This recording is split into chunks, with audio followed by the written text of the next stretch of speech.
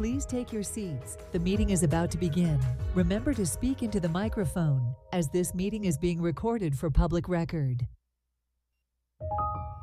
Please stand by. We are going on air in 5, 4, 3, 2, 1. Good morning, everybody. Welcome to January 2025 Finance and Economic Resiliency Committee, coming to you live from a frozen Miami Beach. I think we have certainly our coldest day of the year thus far, even though we're only less than a month in. But this is our last meeting of our current makeup of the committee. I just want to let my colleagues and staff know how honored it is to serve with you all. I've had enjoyable times. Though we don't do this for fun, I think it's important that we all enjoy what we're doing, but it's been a pleasure serving with you all, and I think we've done a good job. Got a lot of important items on. We've been cost conscious with our budget, and look forward to continue working all together. Staff, thank you very much, whether it be the staff that's up here or the staff that is in our meetings all the time. Hand it over to our city attorney and our CFO to get things kicked off. Good morning. Today's meeting of the Finance and Economic Resiliency Committee has been scheduled in a hybrid format with a quorum of the committee physically present and remaining members, staff, and members of the public appearing either in person or virtually via Zoom.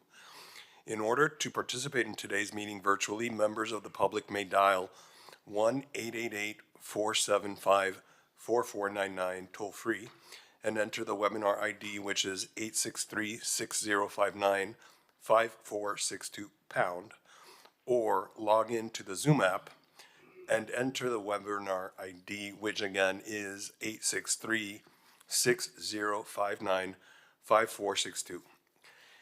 Any individual wishing to speak on an item must click the raised hand icon, and if they are using the Zoom app, or dial *9 if you are participating by phone.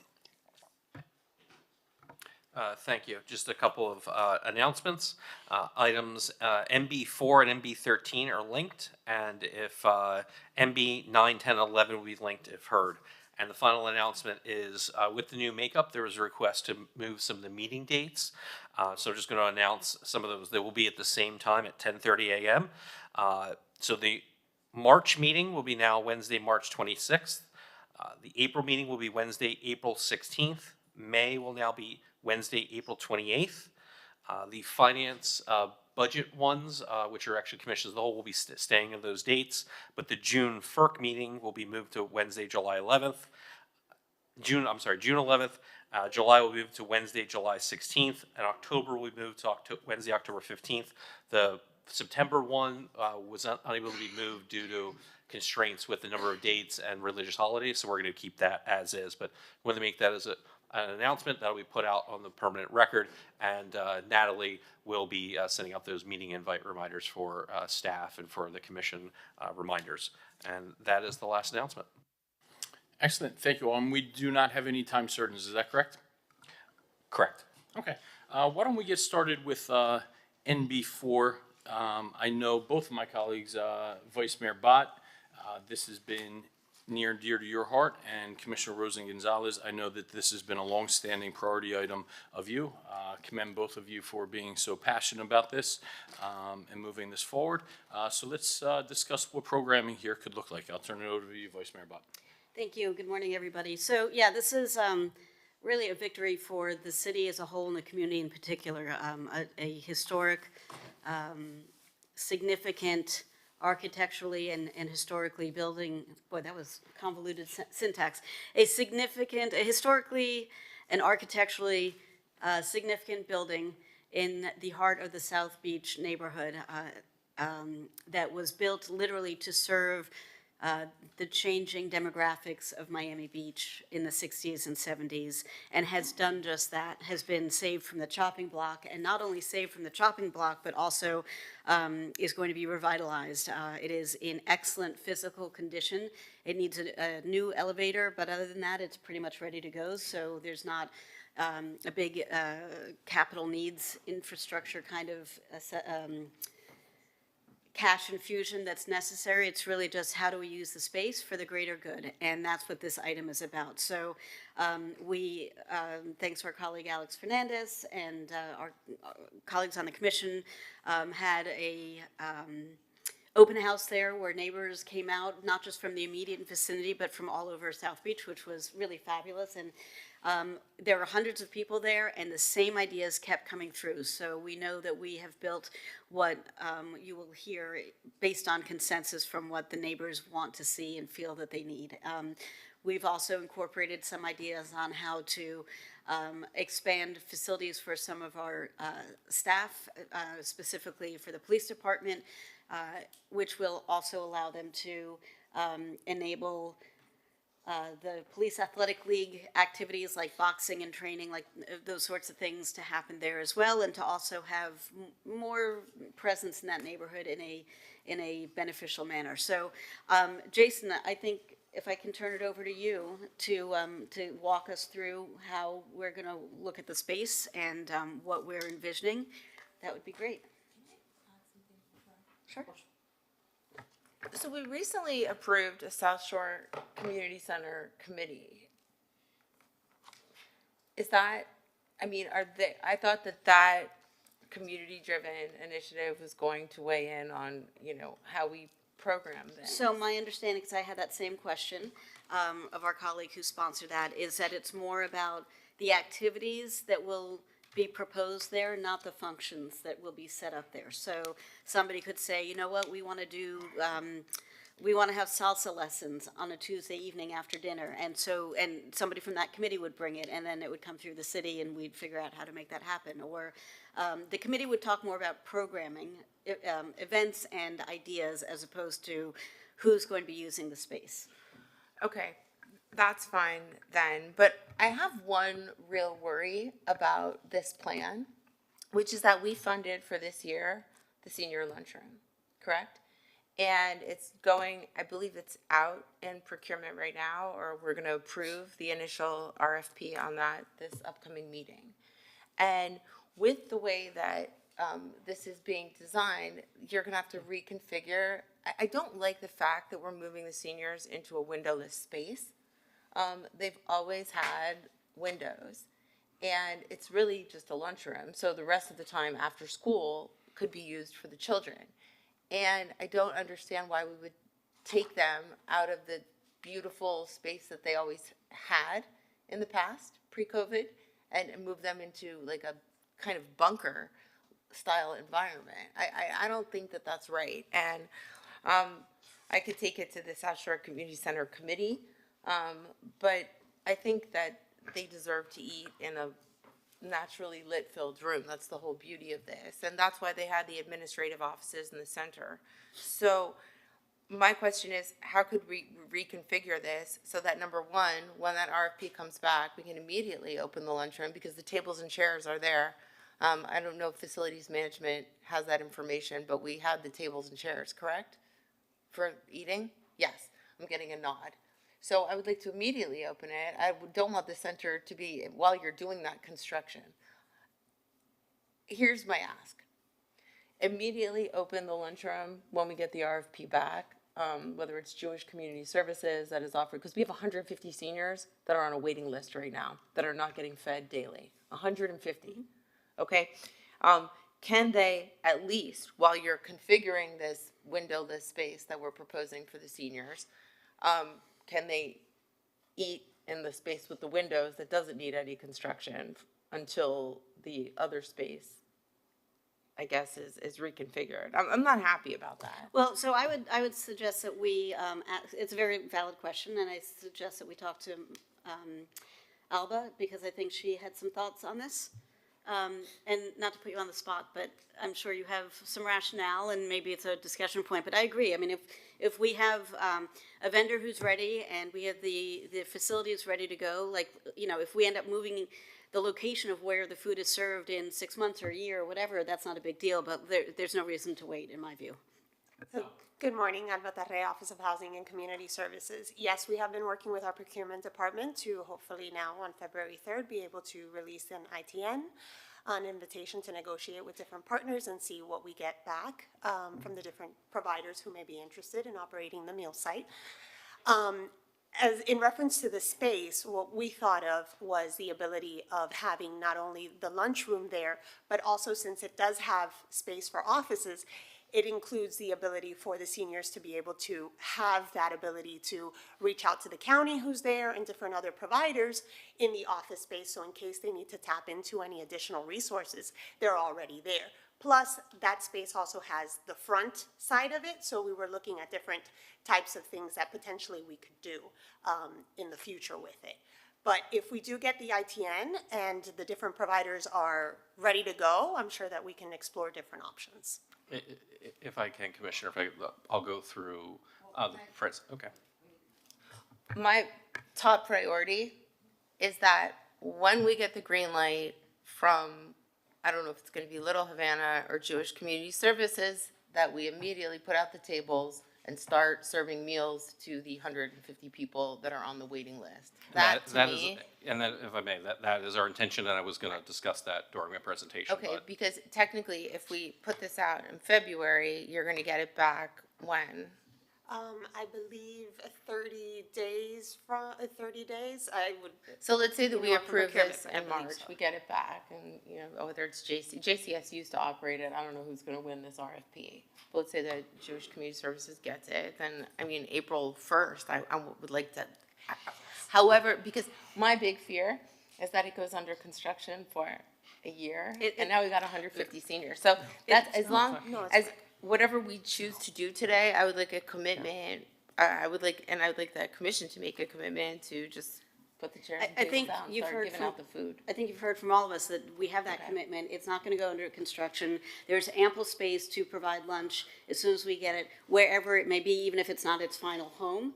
And there's room and time to figure out what the space is. And I do like the idea of having, you know, all these services sort of surrounding the seniors, so they just get up from their lunch conversation, they can walk into this office and into that office and get things taken care of. But that doesn't mean that is how it has to be. Like, it's a cool idea. We'll figure it out. I think you have everybody's, will have everybody's support to get that going. There's no reason to hold off on it. So I would say let's move forward and hear about the rest of it. Okay. Thank you. Just to start, so as the commissioner mentioned, that back in October, there was an open house where we solicited comment from the surrounding community and residents about, you know, some of those ideas and things that would want to be put in there. And they came back as kids programs, kids camps, seniors programs, things along those lines, including some police substation, which was interesting. So if I can, when we looked at this, and you see this here and kind of the mapping of it, the way I looked at it was the ground floor in three, I'm calling it a total of 4 quadrants of the building. You have the one easternly quadrant, which is currently occupied by the Rainbow Daycare that's there. And we're not going to touch that and really can't because of various reasons. You have that central square, which currently provides a lot of services that are kind of in Alba's wheelhouse with community services and senior services already, because it's a number of kind of ringed offices, but it's severely underutilized, the space that's there.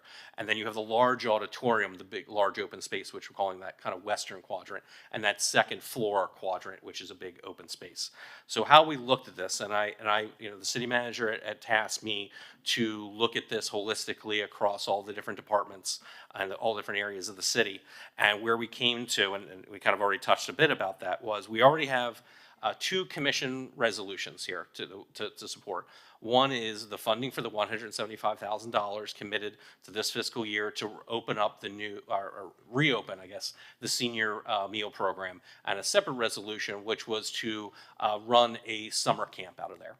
Now, one thing we talk about the second floor is something we prefer, especially with just the one elevator, is we don't like, in talking with Alba and Parks, we don't like children and seniors to have to walk stairs just for various issues if there's so we want to do our best to keep those programs there. The Parks programs really need large, open, flexible space.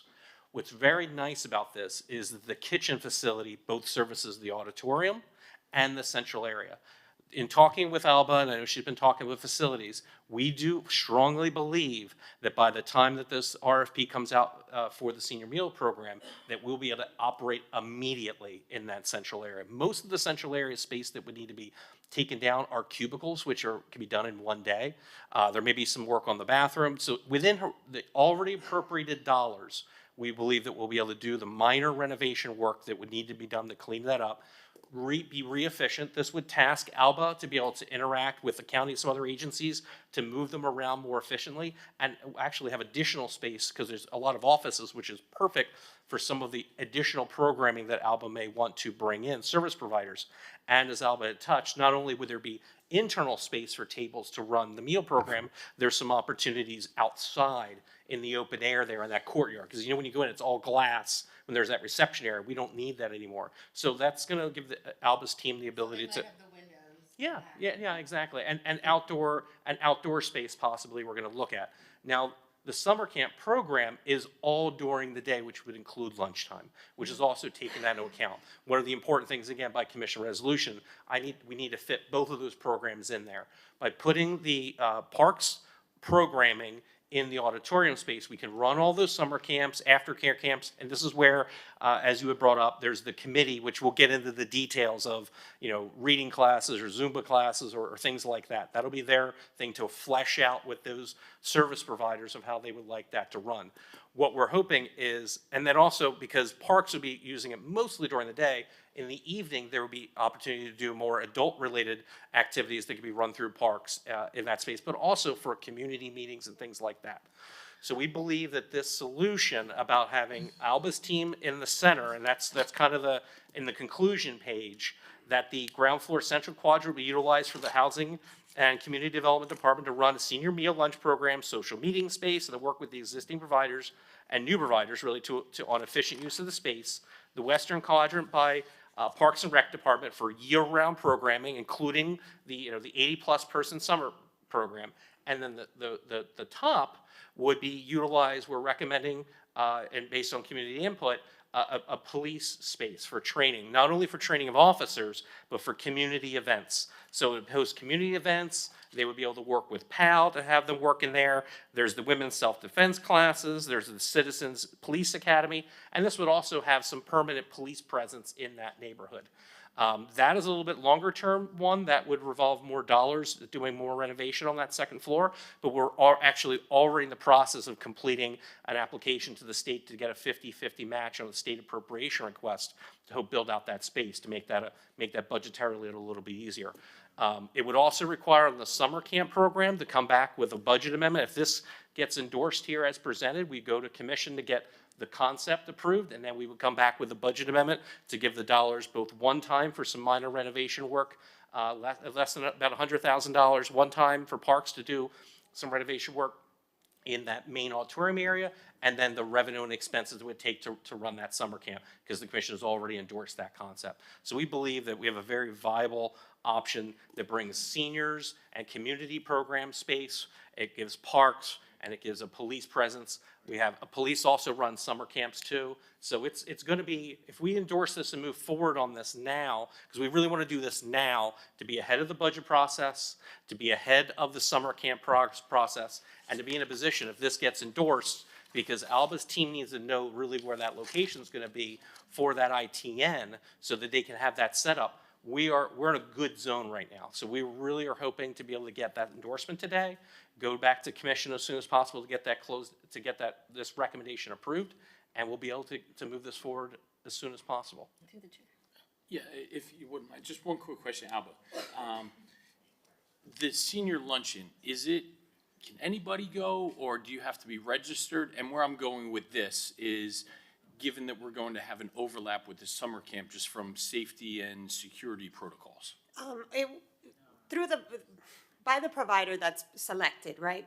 They would probably have to do some registration format, and it would be specifically for Miami Beach clientele, a specific age range, et cetera. So yeah, that's already worked into the ITN, but because the provider would also have to think about future funding, there could be additional sections that they would put for the individual. One thing that would be super cool, for lack of a better word, is after the senior luncheon during the summer camp program to have some sort of a partnership reading program that's in place.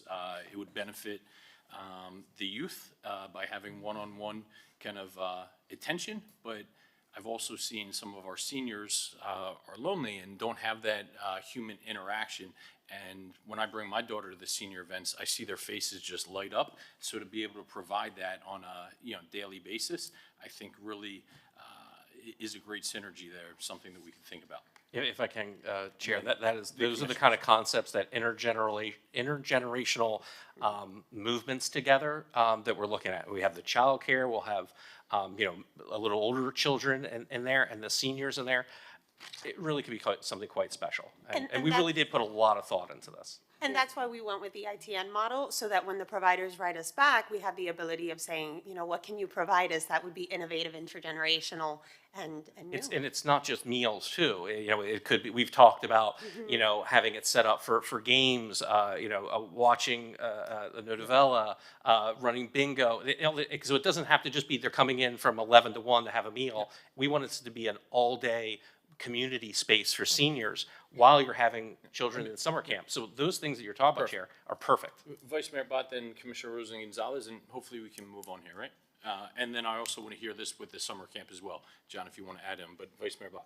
Thank you. Yeah, and I love that intergenerational. There's so much data from all over the world that it's so beneficial for everybody involved. So definitely more of that. And I also just wanted to put out there, since he's not here to speak about this, the late Art Martineau was thrilled about the prospect of having more room for PAL activities, specifically for boxing. His eyes just lit up because right now that is such an important element of what PAL offers to kids, and it is so formative for so many kids. And right now there's no space to do it in Miami Beach. They literally have to drive across the 79th Street Bridge to a facility. So to be able to bring that offering back to our community, I think would be really, well, it is very important, and it would just, it's the right thing to do for a lot of reasons, but now more than ever. So let's keep that in mind. So thank you. And if I could, Rosa Gonzalez. oh, sorry.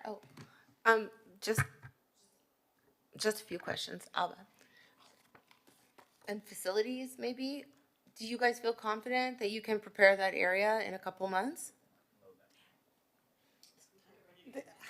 Is it the center area with the cubicles? Oh, no, I thought you meant the auditorium. The auditorium is ready to go. I just worry about this central area. I mean, So we're gonna put them in the auditorium until we fix the central area. Can we agree on that? Because, the summer camp isn't gonna start until June. If I may, the central area has been identified about $100,000 worth of one-time renovation work that Parks has identified to be done in that area. So we bring that a budget amendment to get it identified, and then Parks will work with facilities to make that work happen in the auditorium, so it's up and running by June. But the central area itself already has dollars. The $175,000 would be utilized to get that space ready, and upon commission approval, they're able to rock and roll on that kind of concept. And a lot of it is really just taking down modular cubicles, which can be done in a day. So other than maybe some bathroom renovations, and I know we just had some done here, it took less than a week. I don't see an issue with this being up and running and ready to host the provider by the time this contract is executed. Okay, and so you see the contract being executed by when? It's, the ITN is actually not 30 days, it's 45 days, I was just advised by procurement. But after that, shortly thereafter, our hope is that we're gonna get a provider that is very versed in doing meal sites, and that they should be up and running, ready to go sooner rather than later. And we'll do the prep, if I may, we'll do the prep while that procurement's out there. We'll be working immediately. Good, so it'll be simultaneous. Exactly. Only one more question, and that is, once we choose the provider, how does this get, the commission funded it the first year, but how do we continue the funding for the senior programming? Will they be applying for it? And that's what we're also gonna be exploring through the ITN when we get, when we receive the proposals back, is how do they plan to refund this? And hopefully, if it is a provider that has done this multiple times, I'm sure that they have different places that they've gone to be able to get dollars from. Yeah. And by the way, these providers, they don't only just provide food. They have psychological service, like they have therapists on board.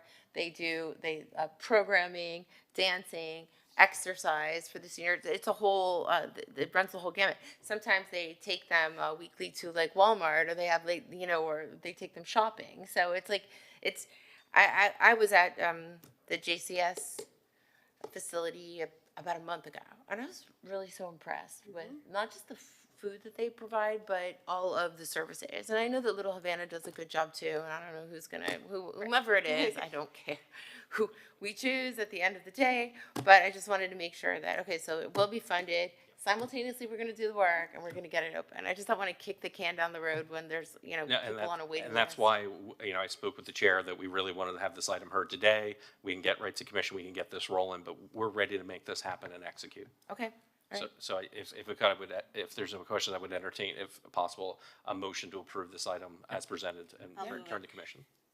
And I'll second. All in favor? Aye. Thank you very much. John, do you want to come up and we'll hear the companion item for the expansion of the summer park? Oh, if I can, actually, they were heard simultaneously, and the motion would incorporate that concept. The commission already endorsed that item because it was a dual referral, I think, to neighborhoods, so they actually already endorsed that. By endorsing this item, we would, Parks would work with the budget department to return with a budget amendment to appropriate those said dollars. And the thought is we'll be able to have that for this summer? That is what our plan is, That's fabulous. which is also why we wanted to get this moved out of committee today. Thank you. So, John, if we have parks, if we have like certain camps operating out of the Seshore Community Center, are they gonna be like all-purpose camps where like they go to the pool at Flamingo Park and they go play stuff? Or are they just gonna be there and it'll be like different types of camps, like chess camp or, stuff like that? Like, what do you We're planning consider? a traditional camp, Okay. and with Flamingo Park being so close, there'll be some opportunities to do short distance field trips to the pool Okay. and whatnot. All right, I'm super excited about that. I think was so wonderful for the neighborhood. Yeah, it's fantastic. Excellent. Thank you for your John. support. Thank you. Isn't it nice when you fight like a dog for a long time and you win and you get to do something that's significantly good for the greater good?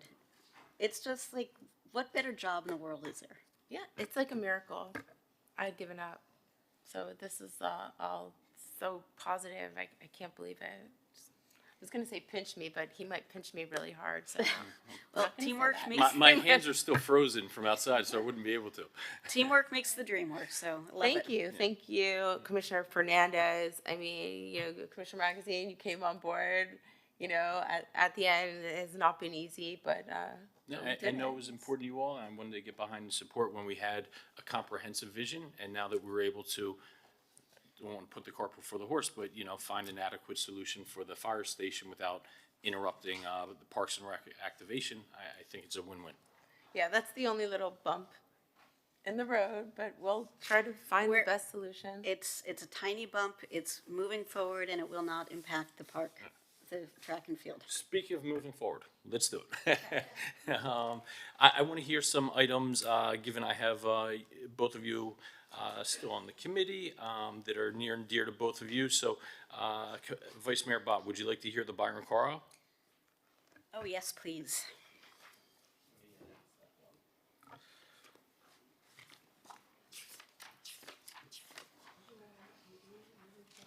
No, I haven't. That is, This agenda's not hold on, here. which one's? Good morning, Mr. Chair, Commissioners. Daniel Alzuri, Hold on, Facilities and Fleet. let me, oh, I'm sorry, let me just announce that item, which is, which item is that? 21.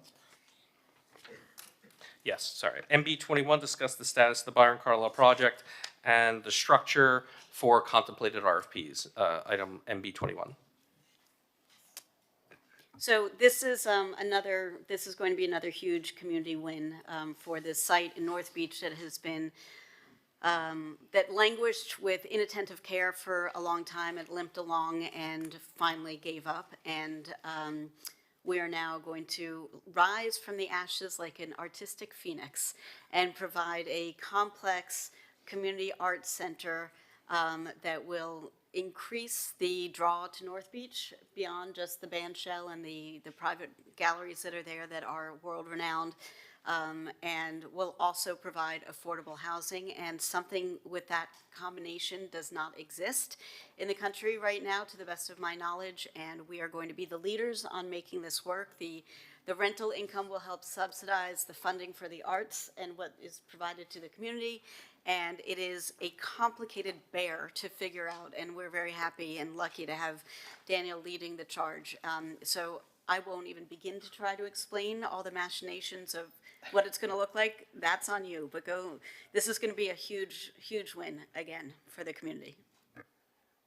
Thank you so much, Commissioner. Daniel Alzuri, Facilities and Fleet. here to give an update on the Byron Carlisle. As Commissioner Bott stated, there are a lot of moving pieces to this, and we're towards the end of a very important initial stage where we're defining as a city what we want out of this cultural center.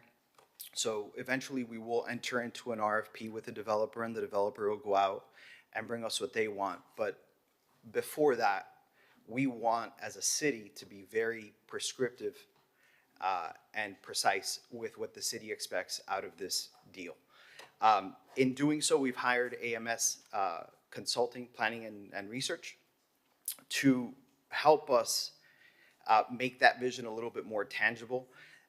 We are at the final stages of our engagement, our initial engagement with AMS. They've delivered a recommendation for an operating partner. They've delivered a building program and a first cost estimate for that building program. They gave staff 3 options on January 8th, the first of which delivers everything that was needed from the anchor organizations that were interviewed in this process. There is one bit of a challenge as an operator. You would have to program this version of the cultural center very sequentially. It wouldn't be so much as a hub with simultaneous activity going on at once. It would have to be sequential. You load in a show, you do the show, you load out a show, you load in the next one. So there would be a lot of dark days and days without activity. That's the first option, and that one was, the price for that one, total project cost came in at $39 million. So the second option builds on that one. The studio theater in option 1 is a 250-seat theater. It jumps up to 350 seats. It adds a dedicated cinema. There will be classrooms. There will be rehearsal studios. There will be a lot of activity space. There'll be an event space for exhibitions, a warming kitchen. So this now becomes that hub that we've been discussing of cultural activity in North Beach. So that's option 2, and that one has been priced at $46 million, which is obviously higher than the $30 million that we have allotted currently. Option 3 is all of the great to haves. It is everything we want and future-proofs it for the anchor organizations to grow into. And that one has been priced in at $74 million. Now, that one is a stretch. It would be more than what we wanted, but I think in discussion, the truth lies somewhere just north of option 2 and south of option 3. And that really is going to be determined when we proceed with the financial modeling. So in February, we expect to get a pro forma, 1-year operating pro forma from AMS to understand what the cost and revenues are going to be for the cultural center. Using that, now we have a financial picture of what we want, how much it's going to cost, and how much the operation is going to cost. With that, we will draft an RFP. We've already started on a draft of an RFP, but this information will inform the RFP so we can give the developer a clear picture of what the city's expectations are and what they will deliver from that cultural center. So if there are no questions, I'll continue. All right. So the structure of the RFP, as I said, we want to be clear with what the city expects, but leave enough flexibility in there so that, 1, it's attractive to developers, and 2, they can add value to the project. The finances are all sliding scales. There is going to be a gap, as we've identified, whether we engage the operating partner, which AMS has recommended we speak to the Friends of the Byron and engage the Friends of the Byron as the operator. In the development stage of this project, the Friends of the Byron will come in as advocates, as fundraisers, as an advisory committee, community outreach organization. And as part of that, there is the ability through philanthropy to try to close some of that $16 million gap. And if, actually I should go back and say, the staff steering committee, when AMS proposed the 3 options, we saw that option 2 was the best model to follow to continue the bearing for this project. We think it's probably the right mix of financially realistic with everything that we want, or everything that we need, a lot of the things that we want, and delivery of a cultural center that really will be useful to the community and the anchor organizations. So as we prepare to put out the RFP, there will be quite a bit of financial analysis as to where the sweet spot is and what our options are for funding this, whether it's state grants, federal grants, additional money from private donors, all of that will be on the table. There's also really negotiating the value with the developer. There is some amount of money that the city has set aside for workforce housing, which will be part, as was said, of this project. We can leverage those funds to deliver more cultural center, potentially, but all of that has to be visited during the financial analysis, which part of that is we've engaged PFM to take a look at some of that. So with that, the next steps is to analyze, create the RFP, and then decide what version of the RFP we're happy with and put out, and we go from there. Really, what this brief is for is to make sure that we're all on the same page and there are no changes that in the path that we are pursuing, or if there's any other insight or questions you need us to answer. Vice Mayor Bott, turn it over to you to see where you want to take this. But is there an ask today besides moving this forward? Yeah, so we actually picked the option. So you want finality of what option going forward with today? Yes, that is the big one today. Make sure that we are on the right track with choosing option 2. Yeah, I mean, what I don't want to see is have us be short-term thinking about this and say, well, we'll just skate by with the less expensive option when we know for a fact that it is the lesser of all 3 options. It will not provide what we have committed to our residents that we are going to provide with a vibrant hub. We know how much arts drives economic development. We've seen it in North Beach with this organic growth. We saw it, we see it anytime that we do music festivals or the South Beach Jazz Festival, where people come in for events outside of the city. So this is not just for our residents, while they will get the maximum benefit from it because we're going to have after-school programming and a recording studio for our students and, more places to do things where, remember, North Beach doesn't have the New World Symphony facility or the Fillmore facility. There's almost no place to meet for resident groups. We're going to be seeing some of that come online eventually, but this is something that is a visionary project for the future of our city in general and in this neighborhood in particular. We have, whether we like it or not, we have 13 new significantly dense buildings coming up in an 8x6 block radius, and those will be filled by at least some full-time residents, not to mention all the people who are using the less than ideal short-term rentals that have been provided. We need to give folks something to do.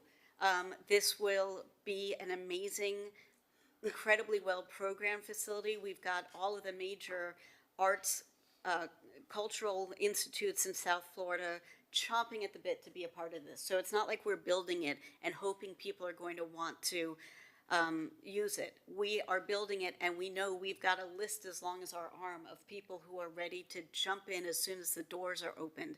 So, we had talked last year about the Fillmore and renovating that, and that's, it was far more expensive for a single-use function without the community benefits and multimodality that this provides.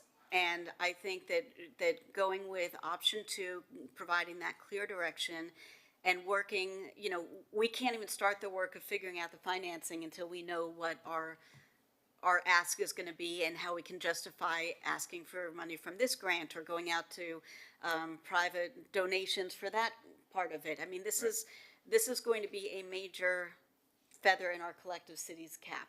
And without this clear direction and understanding that we're putting together a real robust facility that is ours in perpetuity, we can't move forward. So I would say let's do option 2, and after the appropriate discussion, I would move it.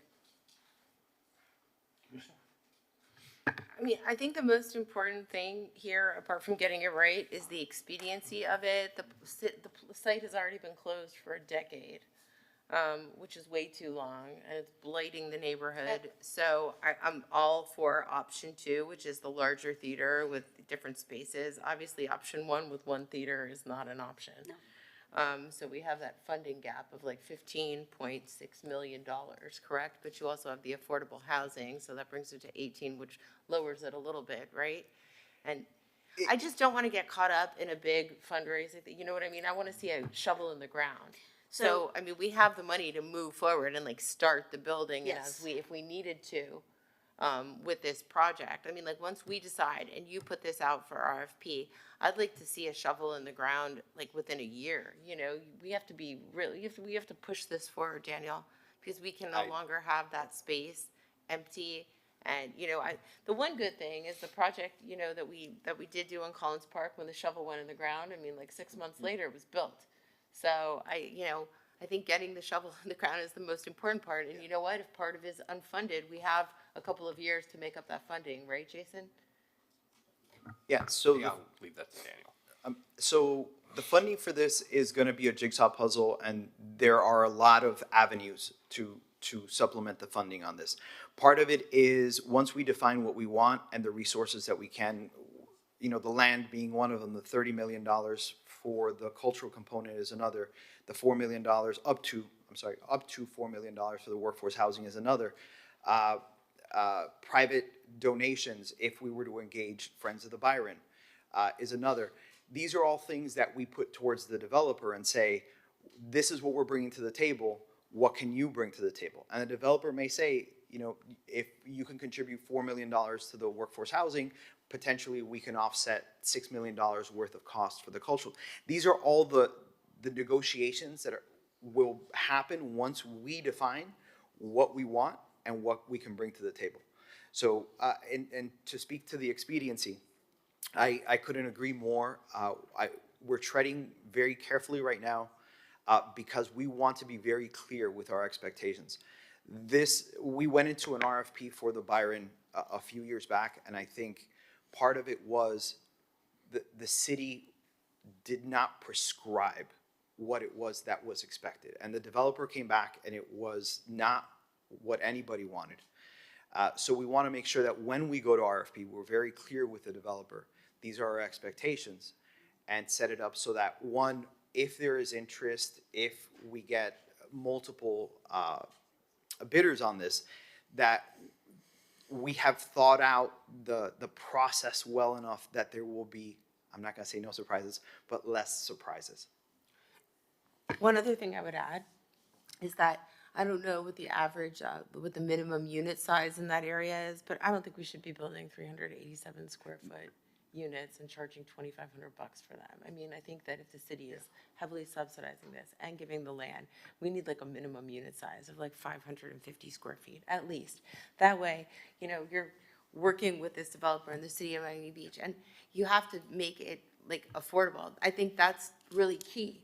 Look and see what's going on in Collins Park, which is really not affordable. I don't know if Breslin has reached out to you, but he reached out to me about it, and he was very upset about the prices that Servitas is charging, $2,500 for 387 square feet.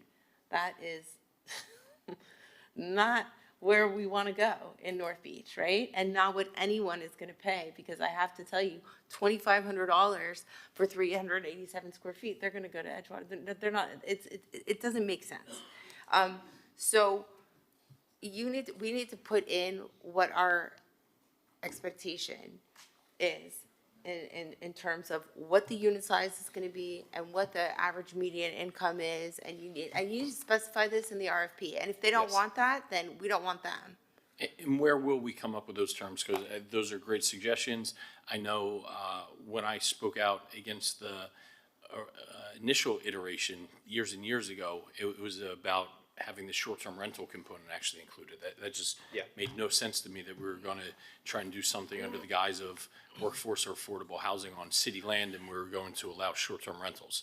But I don't know if this is the form where we're sitting here mapping out the different requirements we'd want to see in an RFP. What is the proper time or format for that?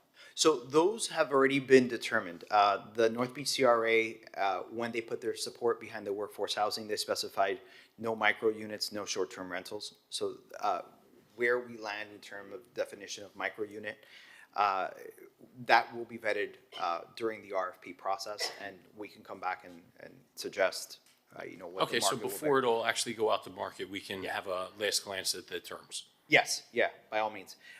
Also, so there's a couple definitions that we're working with, and one is the workforce housing, which is up to 120% of AMI.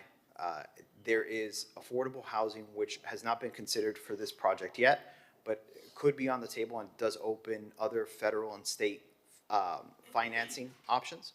And that is between 60 and 80. I believe it's under 80% AMI. And Daniel, how does it work? So, okay, if you can go up to 120% AMI, just for simplicity's sake, let's say that equates to $2,500, as Commissioner Rosa Gonzalez pointed out, is happening in Collins Park. Maybe the issue isn't that there's units for $2,500, but it's what you're getting for that $2,500, right? So maybe that is, listen, who are we to rewrite what area AMI is? But it's what you're able to receive. So if we would essentially put a floor on the minimum unit size, maybe we feel a lot better if you're getting a 550 square foot unit for $2,500. There's no kind of like sliding scale for unit size versus your price, correct? So if we would essentially put a floor on minimum unit size, that one bedroom would still have to be, let's use that as an example, $2,500 because that's 120% AMI. I will be educating myself on that. Just to give you an idea, I leased out an apartment behind the Bass last year. I think we did a full year lease on that apartment. I think the apartment was 750 square feet, and I leased it out for the entire year, $2,800 per month.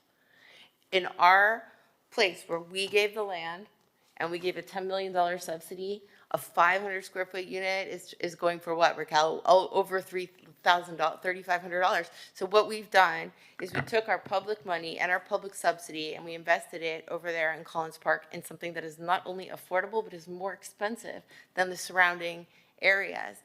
I don't know if we're gonna be able to adjust these prices. I don't know what we can do about this, but I would find them in violation of some sort of agreement if this is what they're planning on charging.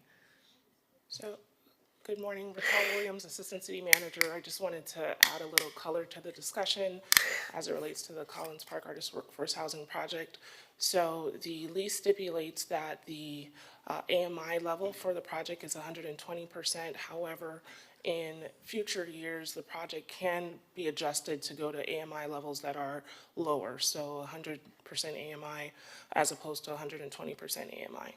HUD and the Florida Housing Finance Corporation each year sets the AMI levels and the income levels for the households. There's no unit in the project that will have a rental rate that is above what is stipulated by HUD and Florida Housing Finance Corporation. The units are all above the minimum unit size required by code. So for studios, we have anywhere between 418 and 486 square feet. For one bedrooms, 481 to 513 square feet. And for two bedrooms, 695 to 807 square feet. The rental rates range from $2,300 at the studio level, $2,500, and $3,000 for the two bedrooms. And Raquel, can I just ask yes. like a mechanical question of how that works? So if you are capped by 120% AMI, and that's for one individual, right? I think AMI for a single person there, 79,000, so 120 is like 94,000, something along those lines. It's based Can on. they price a studio as the same as a one-bedroom if there's a single occupant in either one? How does that work? So this is all based on household size. So let's say you have a household with 4 members in it. They would look at all the incomes generated from all the members of the household, and those limitations would dictate if you were eligible to rent that. Right, but if I'm that just unit. one person, right? Getting a studio versus a one-bedroom, I'm sure there's a price differential, right? What kind of dictates that? Because if you're capped at 120% AMI, are we saying there's households with greater than one person in the one-bedroom and they get preference there? How does that work where if I'm capped at, say, paying $2,300, why would I get a studio versus a one-bedroom? So if your level of affordability allowed you to be eligible for a studio versus a one-bedroom, that would be on the household to determine, which unit they'd like to be in. And just as a reminder, there is a preference established for the project that includes artists, educators, city employees, first responders. and The like. first 4 words out of your mouth, then I go, aha, okay, thank you. Hand it over to my colleagues. So I think this is a very important discussion. I would like to take it out of today's vote and move forward with the portion that you need to proceed with, which is option number 2, and have you guys come back before us with the data. And I know there is concern about what's going on in Collins Park. I've heard it from a number of people. I thank you, Raquel, for coming up and correcting the facts. That's always important. But, the goal is to have truly housing for the missing middle, or attainable housing. And it is incumbent on us to be clear about, because there are many different kinds of workforce housing. So there's affordable housing, there's the missing middle. What combination of which price levels are we going to be building for? What can we afford to build for? Can we do a little bit of 2 or 3 kinds, so there's a little bit of everything, and how big can we make the units?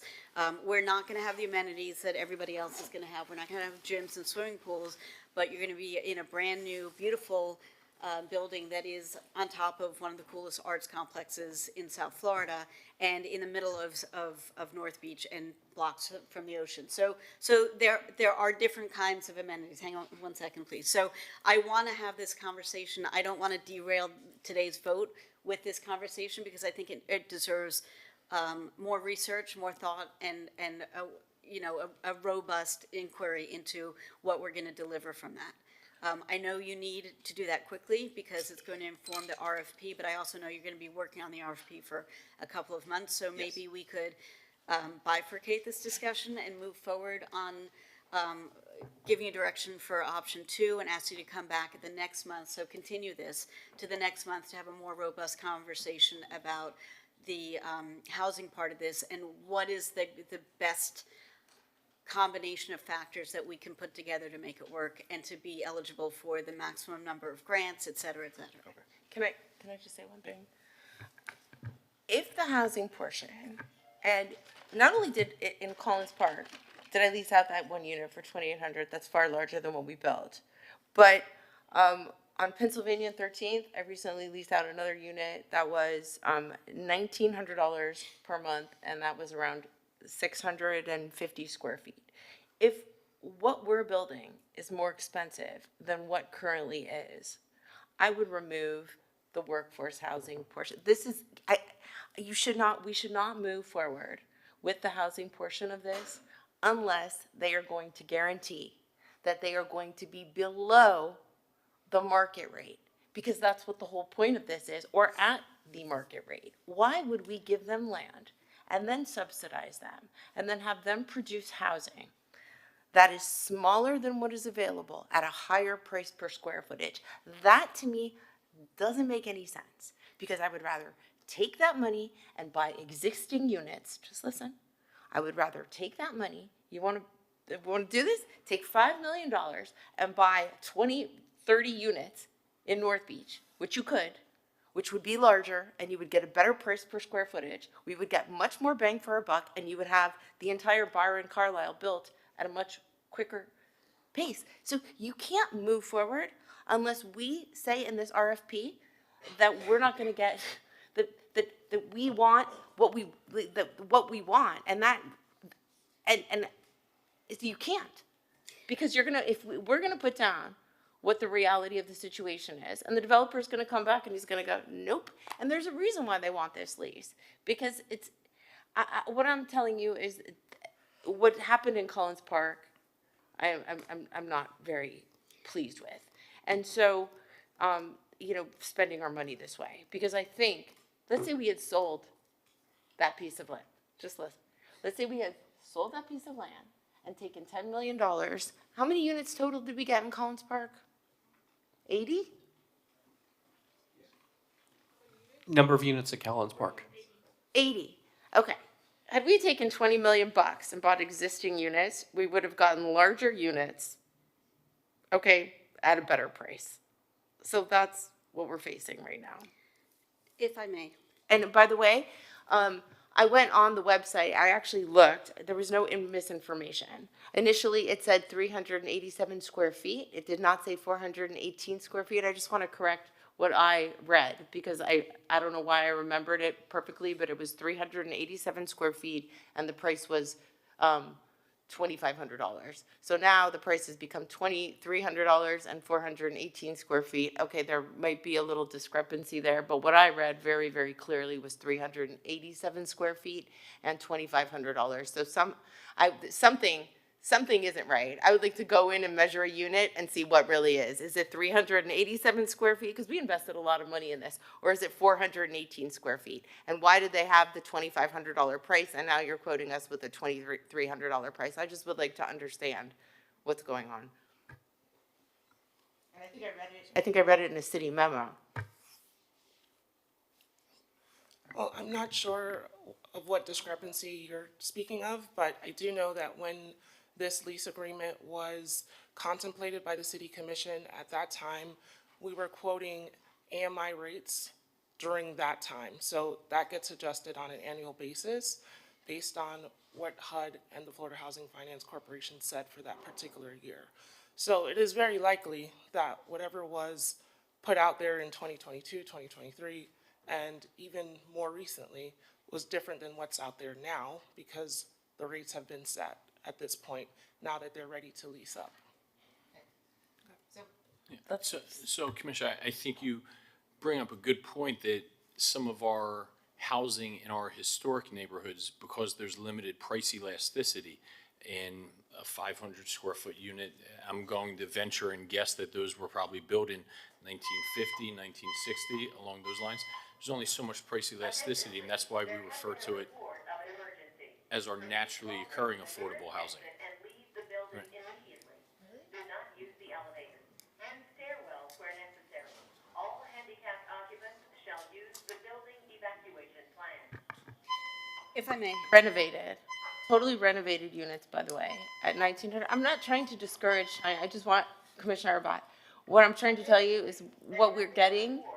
I just don't want, I don't want us to get robbed again. And I'm gonna really fight for that, because what I see is you can find the housing that you potentially might wanna build might not be where people wanna live. And if we could take that money and we could buy real units where real artists and where people wanna live, why wouldn't we do that? Well, because those units are already on market, so it wouldn't be adding any additional supply, right? So if those are already out on the market, I don't see what the benefit of the city owning that would be, because it's not as if they're being torn down and converted into something else. So there's already that stock. So this initiative is actually bringing on other housing stock. So just because those units exist, I don't think, we could say, well, that's the market price, because there's also 500 square foot units in the city for $6,000 a month or $7,000 per month, right? It has to do with the type of inventory and the location that it is. So I think it's good that we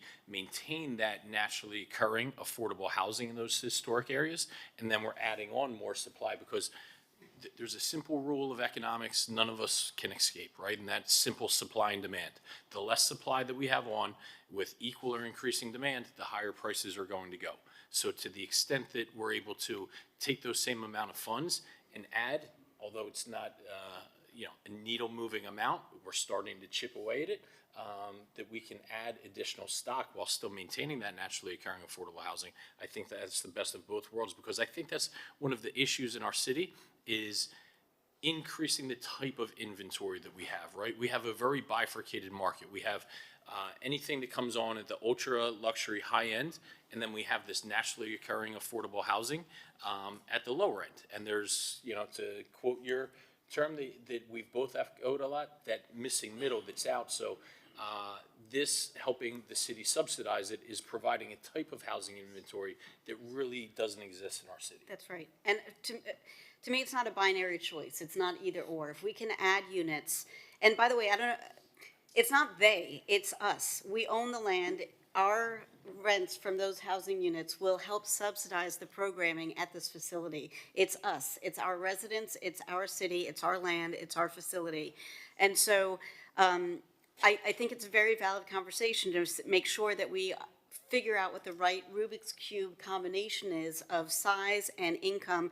There are a lot of people who would love to live across the street from a building that's getting, starter micro units at $800,000 purchase price, but be able to rent across the street. Like, that is a pretty cool thing. So it's going to attract different people. It's going to bring people into the city who currently clog our roads because they have to drive in and out because they can't afford it to live here. They don't want to live in a $1,900 a month walk up deep in the heart of North Beach where the air conditioning is window units and it's not great. Like, it's a different type of inventory that doesn't exist yet. And I'm quite confident that we will find takers for it.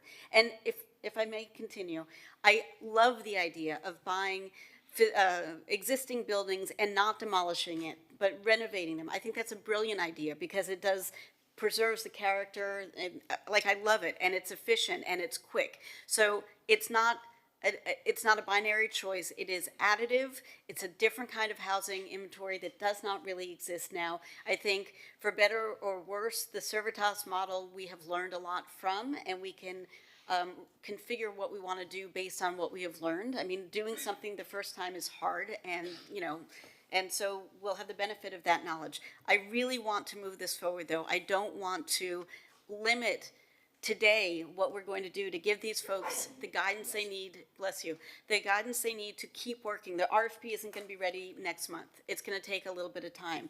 And so let's call the vote. Let's move forward, continue the item, call the vote to move this forward, but continue the item so you come back so we will have time to have further conversations about the affordable missing middle housing component of this so we get what we need and what our residents deserve without cutting off our noses to spite our faces. Will you agree to a minimum unit size in this building of 500 square feet? I'm not agreeing to anything until I do the work. Maybe it has to be bigger. Maybe that's not even big enough. I agree in principle. I will never, and people ask me all the time, will you commit to X? I'm like, not until I've read the data, not until I've had the conversations, asked the questions. In principle, yeah, of course, but not until I do my work. Okay, but that's something that we need to say to this developer. We are going to give you this land. We are going to give you this opportunity. But that's what next meeting will be about, to have those conversations. So let me do my work. Let me do the research with our staff who knows much more about this than I do. Let us find out what the best possible set of options will be as we are able to put them together. I think we've made it very clear that we want reasonably sized minimum unit sizes. And so give us a month to do the work. I'm not committing to anything I don't know anything about. Commissioner, if I could to help facilitate, just to consolidate, because there's two parts, and I did discuss with staff. So I think the hope here is that this item would return to commission with a favorable recommendation of support using scenario 2 to model the operating pro forma, and to retain the item and to return for a discussion on the affordable housing component. Yes. Is that I believe that's the synopsis of your motion? That is correct.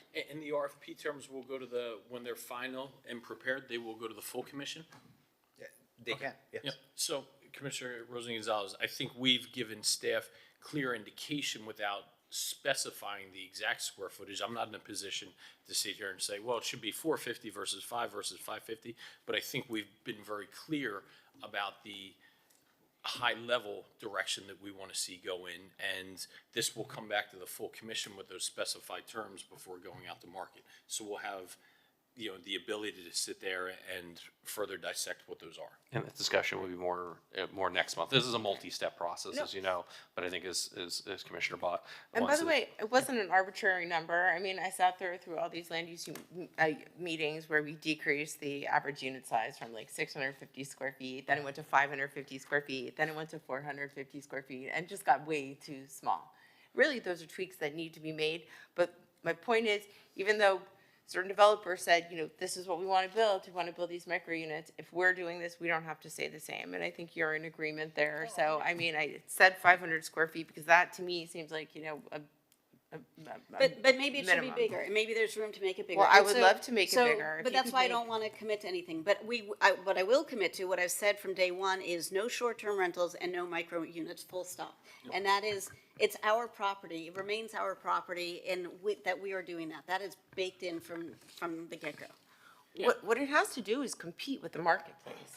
It has to be competitive, and so, if it is going to be ultra teeny, then I don't know. I don't know if the Servitas project is leased out. I haven't seen what's happened on the marketplace right now, so we'll see. Maybe And I don't something know if they're we'll- paying for that, or remember- if the Miami City Ballet and New World Symphony is actually paying for this housing. That's, so, I mean, a ballerina, for example, isn't going to complain if the housing's being paid for her. Do you understand? But also remember, we're not just talking about studios, we're talking about putting together 2 bedrooms. Like, this is a place where people can live.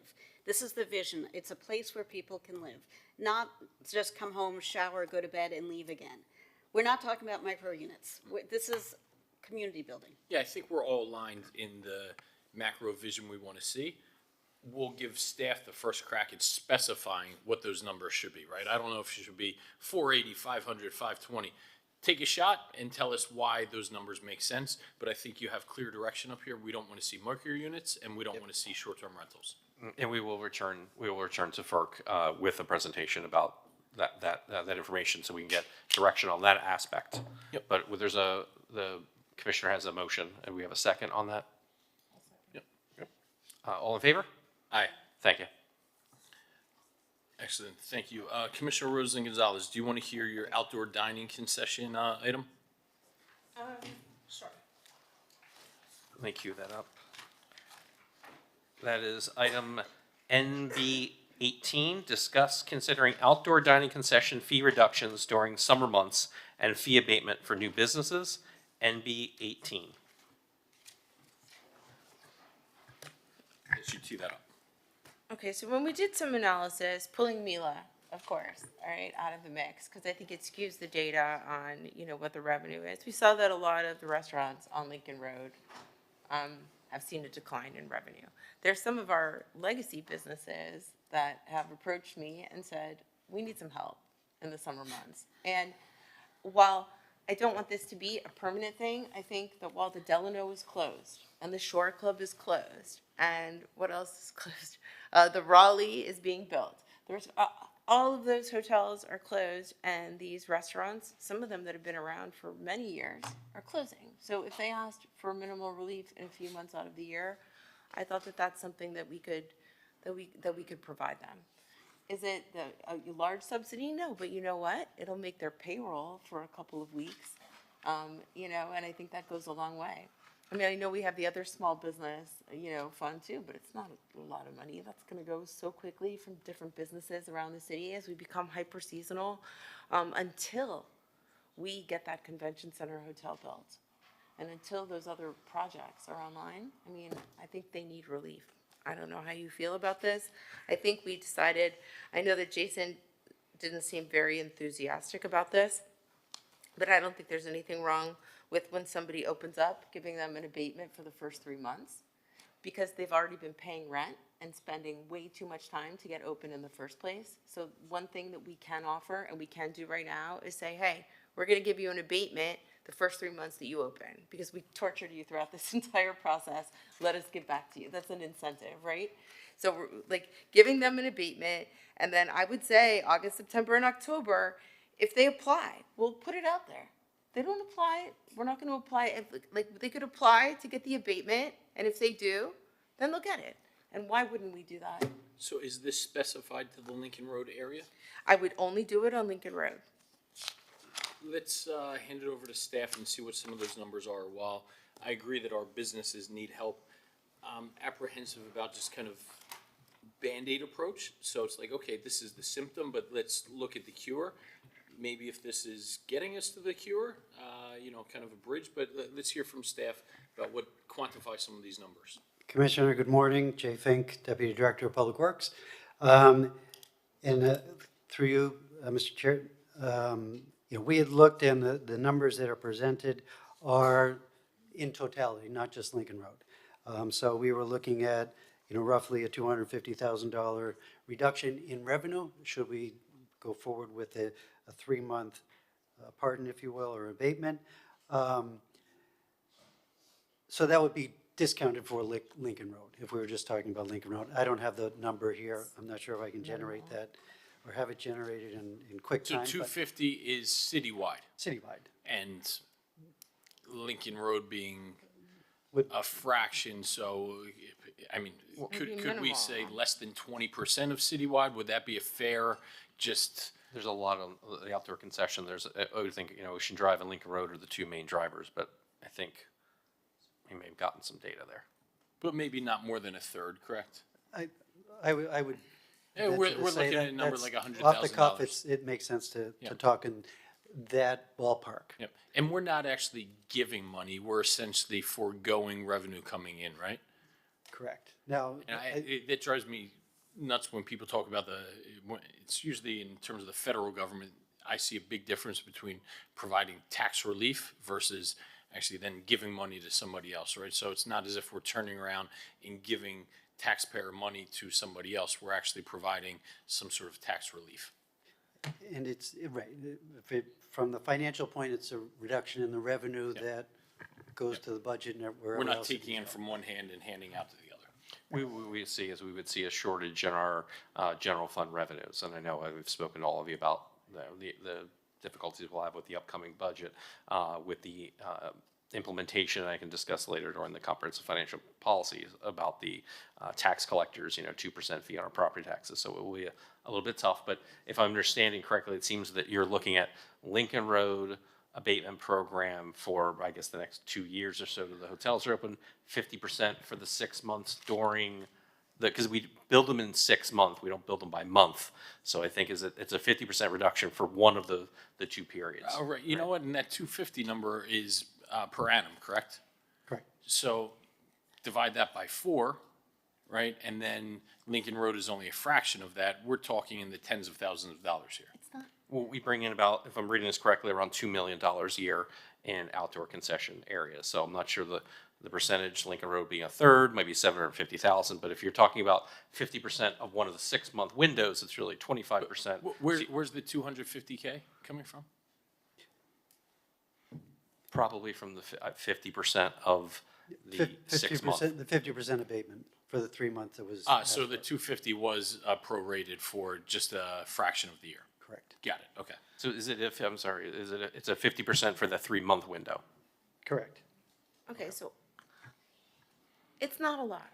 And I would do both. My motion would be, when you open your restaurant, the first 3 months, we're going to give you an abatement because they're having a lot of problems opening up. And then the second item would be just until we open that convention center hotel. So let's do it 1 year. Maybe nobody applies. Let's just do it for 1 year. For 1 year, 1 year let's give the 50% abatement for the 6 months, only on Lincoln Road.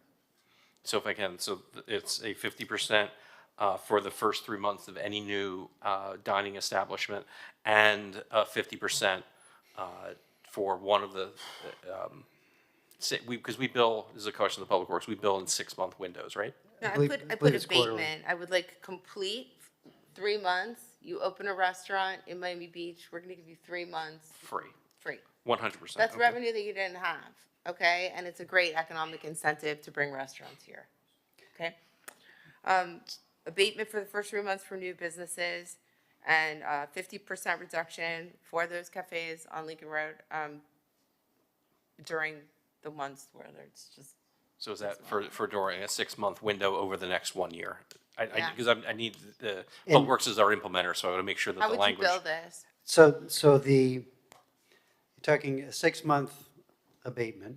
The bills go out in 6-month installments. Right. So the month of October has already been billed. So the if you next will. cycle. So the next cycle would be, April through September. If this passes this committee for the commission memo, we'll have the exact numbers, so you can have those. So if we can do that, and the timing probably does make sense, and it was good it was brought up here, because the timing is we can try to get this to the 2nd February commission meeting. It would be then 100% for three, this is on Lincoln Road only, 100% for the first 3 months, and then 50% for the April to September 2025 time period. Correct. They're getting the bill in September. No, they'll be getting the bill. They've already been billed. They've already, I understand this that. bill will But be when, April. okay, the one bill comes out when? When is the billing cycle? The April to September window bill would go out very soon, right? In March. It would go out in March, so if we March. were to bring it to the That's end of not a February. problem, because in March, everybody's flush with cash. It's the next billing cycle that's the problem. That's the one where I'd like to see the discount. When no revenue is coming in whatsoever, we're gonna give the discount at that billing cycle. That probably hits, like what, August? Yes. Yeah, I'm saying so it's that's like the worst month September. for the businesses. I would like the abatement to show on that payment cycle. So that Not, would be- it's gonna be meaningless for people in March. So that would be the But in October the- 2025 through March 2026 But on period. that, yeah, And- on that and that- billing cycle, we're gonna say, and this is really to keep these businesses open. A lot of them, I mean, some of them are paying $100,000 rent, and I'm walking around and, I'm seeing them, like, they might close. It would just be worse to have vacancies. I'd like to do whatever I can to keep existing businesses open for right now. I also understand that we're experiencing kind of like a shift. Maybe some of those businesses are eventually going to go out of business. But for this period right now, it would be so bad to have more vacancies. Do you know what I mean? And then once you build that convention center hotel, and we are maximizing this convention business, and these other properties are finally reopened, everything's gonna flourish again. I think we're just in like a weird kind of 2 or 3 year period where I think we need to help out in any way we can. I think it's longer than 2 or 3 years. I mean, we've seen the decline of that road for 10 years. And while there's a lot of promise, listen, it comes a point we're going to add restaurants. Are we going to be able to add thousands of customers? I really question that. I think it'll cannibalize and the cream will rise to the top. And we are going to, for every restaurant we bring on, we have a finite amount of customers that are here. I worry, and it begrudges me that we have the same conversation year after year where it's just like we continue to just remain this seasonal town where we need to give tax relief, and it's an entire ecosystem that we really need to address. When I look, we talked in our retreat about these other commercial corridors, right? This is just one piece of that, and I urge all of us to start thinking with holistic solutions, because this is great. This is going to help the existing businesses, but let's think long-term structural changes that need to happen. Well, and we just gave $75 million to build the convention center hotel because that's where we invested our money. We said, okay, residents, we're gonna take your tax, $1 billion. We're gonna invest in this convention business.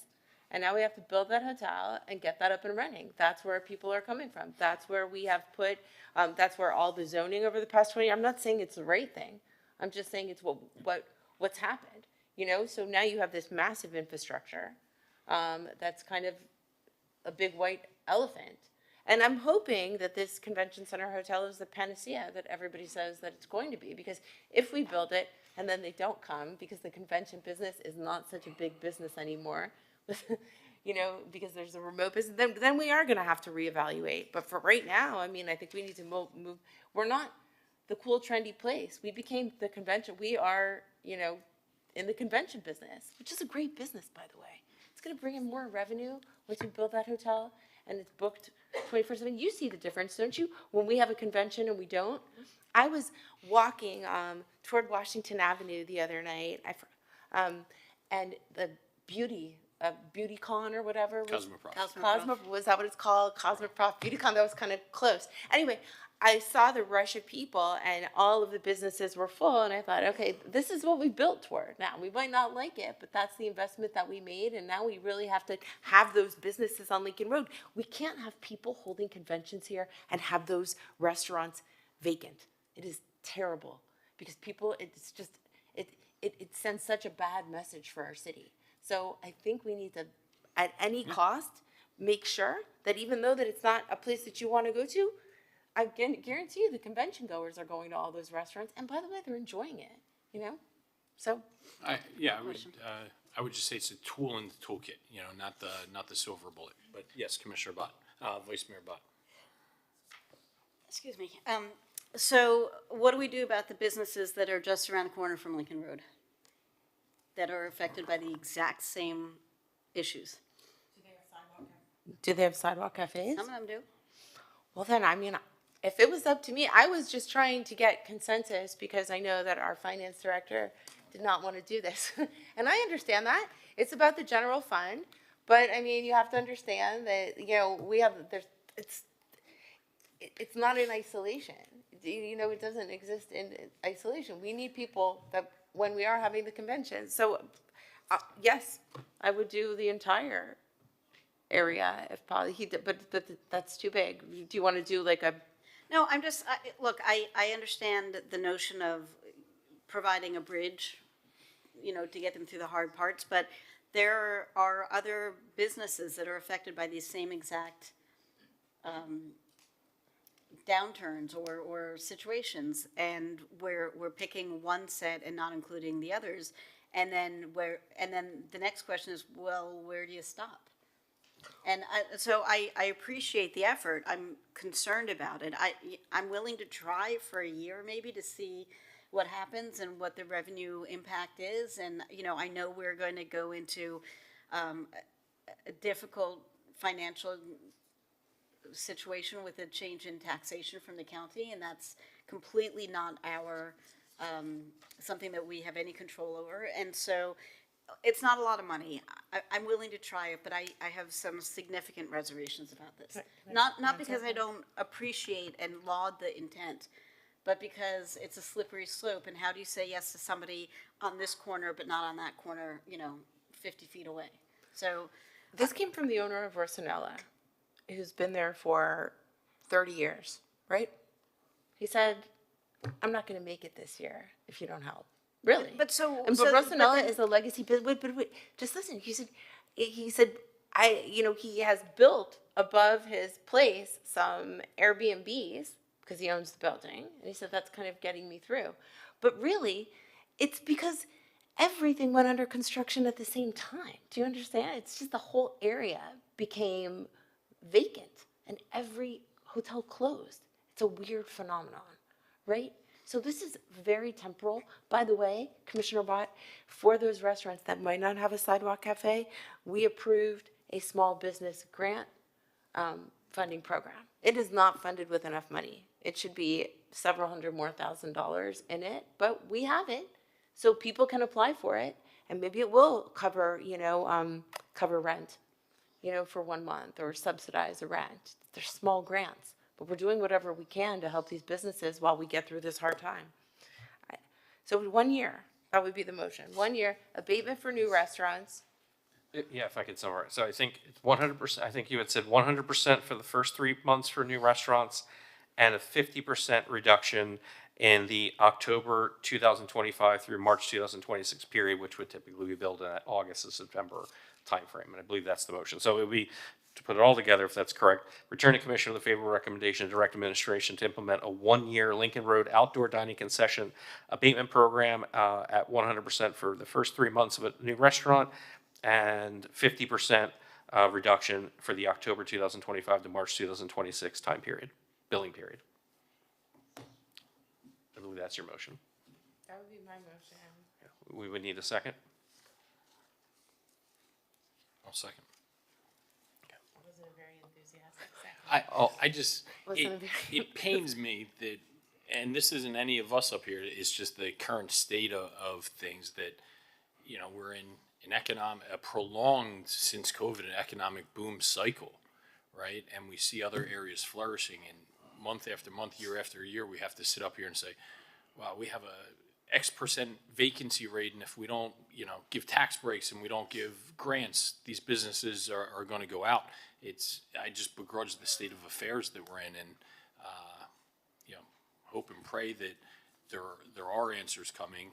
I think, you know, we all need to think holistically about how to do more instead of just being in that wait and see approach, but, you know, more structural changes. But yes, the second. Okay. Sorry. Yeah. No.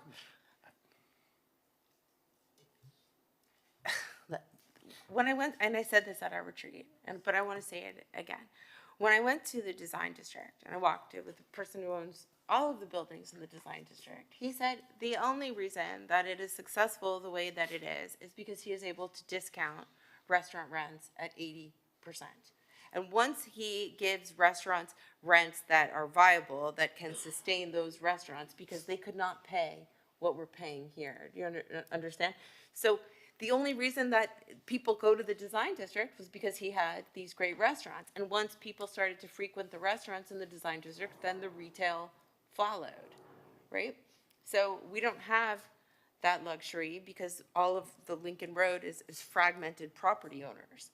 For example, Brickell City Center is the same. They heavily discount rents for restaurants. It's amazing. Where does that come from? Because they own the entire property, because that's the model. And I did not know this until I walked the design district and I talked to the So developer and I Brickell said, why are City these Center other? discounts restaurant rates? Yes, yes. Well- Because when they discount when they discount Lee restaurant Swire is a rates, then publicly retail traded comes. company, and I read every single quarter of their quarterly earnings release, and they actually specify their lease rates, their occupancy, their vacancy, and they have management actually go into in-depth discussions on that. When you look at a price per square foot for retail and a price per square foot for restaurants, there is a discrepancy, for sure. And everybody, and people know this within the business. I did not understand this. But by the way, we have more people on Lincoln Road, which is crazy. When you looked at the cell phone data, we had 8 million people on Lincoln Road, which is way more than Brickell City Center has. So it's not a question of density. All in favor? I would bet everything that I have, if you go to Lincoln Road right now versus if you walk down South Miami Avenue or Brickell Avenue, the amount of pedestrian traffic. But neither here nor there, you know, we don't need anecdotal back and forth. Yes, let's move this forward with some much needed help, and I hope comprehensive solutions are on the way. All in favor? Motion passed 3-0. Thank you. And Commissioner, did you want to move on to MB7 licensing property managers? Call it in. NB7, discuss registration requirements for licensed property managers, NB7.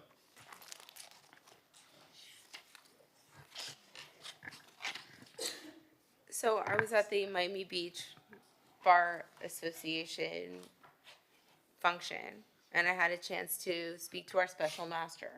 And I asked her if there was any tool that we could give you to help with what you're doing, what would it be? And she said, one of the biggest concerns that I have with residents and properties in general are property managers who come before me and tell me that they didn't know. They didn't know what the rule was. They didn't know how they had to comply. They just didn't have the knowledge to do it. So what we've come up with is a course and a BTR. Well, the current is a BTR, but in order to get the BTR, they would have to take a 2-hour course, correct? This way, when they are out of compliance and they come in front of the special master, that property manager can no longer say, I didn't know. And then the resident association that is employing that property manager can say, you know what?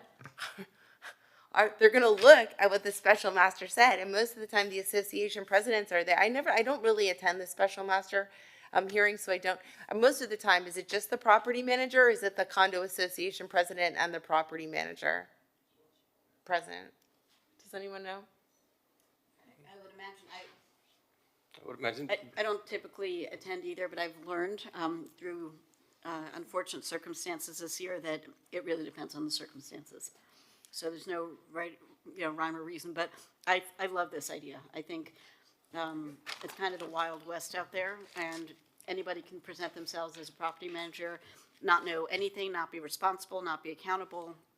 So I'm ready to move this. Okay, all right, I'll second it then. All right. Okay, great. Thank you. That was easy. So if again, so that would be to return to commission with a favorable recommendation to direct the administration to implement a licensed property manager's registration program. Motion made by, Me. okay, and second. Oh, second. All in favor? Aye. Thank you. How about Jason, NB 23? I think this will be a quick item, lease for a barber shop. Yes, MB 23. MB 23, discuss a proposed lease agreement between Miami Beach Redevelopment Agency, a public body corporate and politic RDA landlord, and Vita Brothers LLC DBA Shaving District tenant for approximately 1,590 square feet of ground floor retail space at the Anchor Shops and Garage located at 116th Street Suites numbers 1 to 2, Miami Beach, Florida premises, for a term of 5 years with one option of 4 years and 364 days at the executive director's discretion. MB 23. Good morning, Mr. Chair, Vice Chair, and Commissioner Rosa Gonzalez. It's nice to be back. Great to see all of you. So this is a barbershop, upscale barbershop. I've been vetting them for the last few months. They have a couple of other locations here in South Florida. Thank you. They are willing to pay the market rents and the operating expenses. They're going to be doing their full build out. The only thing that the city will need to do is to redemise the space, because this is a very large space, so we're going to be subdividing it to accommodate the square footage that they are going to need for the barbershop. We have looked into the cost of subdividing this space, and we've determined that the cost is going to be greater than what we anticipated. So what we are requesting, what we've negotiated with the tenant, is to give them a TI. So with their build out, they will be responsible for subdividing the space, curing it on both sides. It's going to come out a lot less expensive for them to do it under their contractor and their permit. And the space is actually going to gain 200 square feet. So instead of the 1,500 square feet that we had first estimated, they're going to end up with 1,750 square feet. In addition to this, we have discussed with them the opportunity of doing some public benefits. So they're going to be providing, it's not in this memo, it will be in a commission memo if approved, thank you. But they will be providing 25% discount to senior citizens. And also, we're discussing about also some programs for high school students. Talk to me about the Anchor Shops. Are we having, my eyes tell me we're having a lot of difficulty there, not just now, but for some time, both by the amount of vacancy that we have there and the types of business, not to call that any, but, fronting Collins Avenue and what I think is a huge space. It was like the liquor lounge that we had there, right? That was corner of Collins Avenue, right across from the Lowe's, and then the eastern portion, if you go west from that entire side is vacant, right? Give me your analysis of what's going on there. Are we having difficulties? This isn't finger pointing or blame game. No worries. This is so we can kind of I'm so assess happy you're what's asking going on. that question. It gives us an opportunity to give you a rundown of the history. Yes, this property probably went through a little bit of turmoil like many other properties did throughout the beach area with COVID. However, on Collins Avenue, we do have 2 new restaurants that are building out. These were deals that were generated back in 2023. They're completing their full build outs right now. The city didn't contribute to it at all. One is gonna be Cave 305, which is upscale, fine dining American cuisine, and the other one is a cafe, Lime Tree Cafe, which is more European style.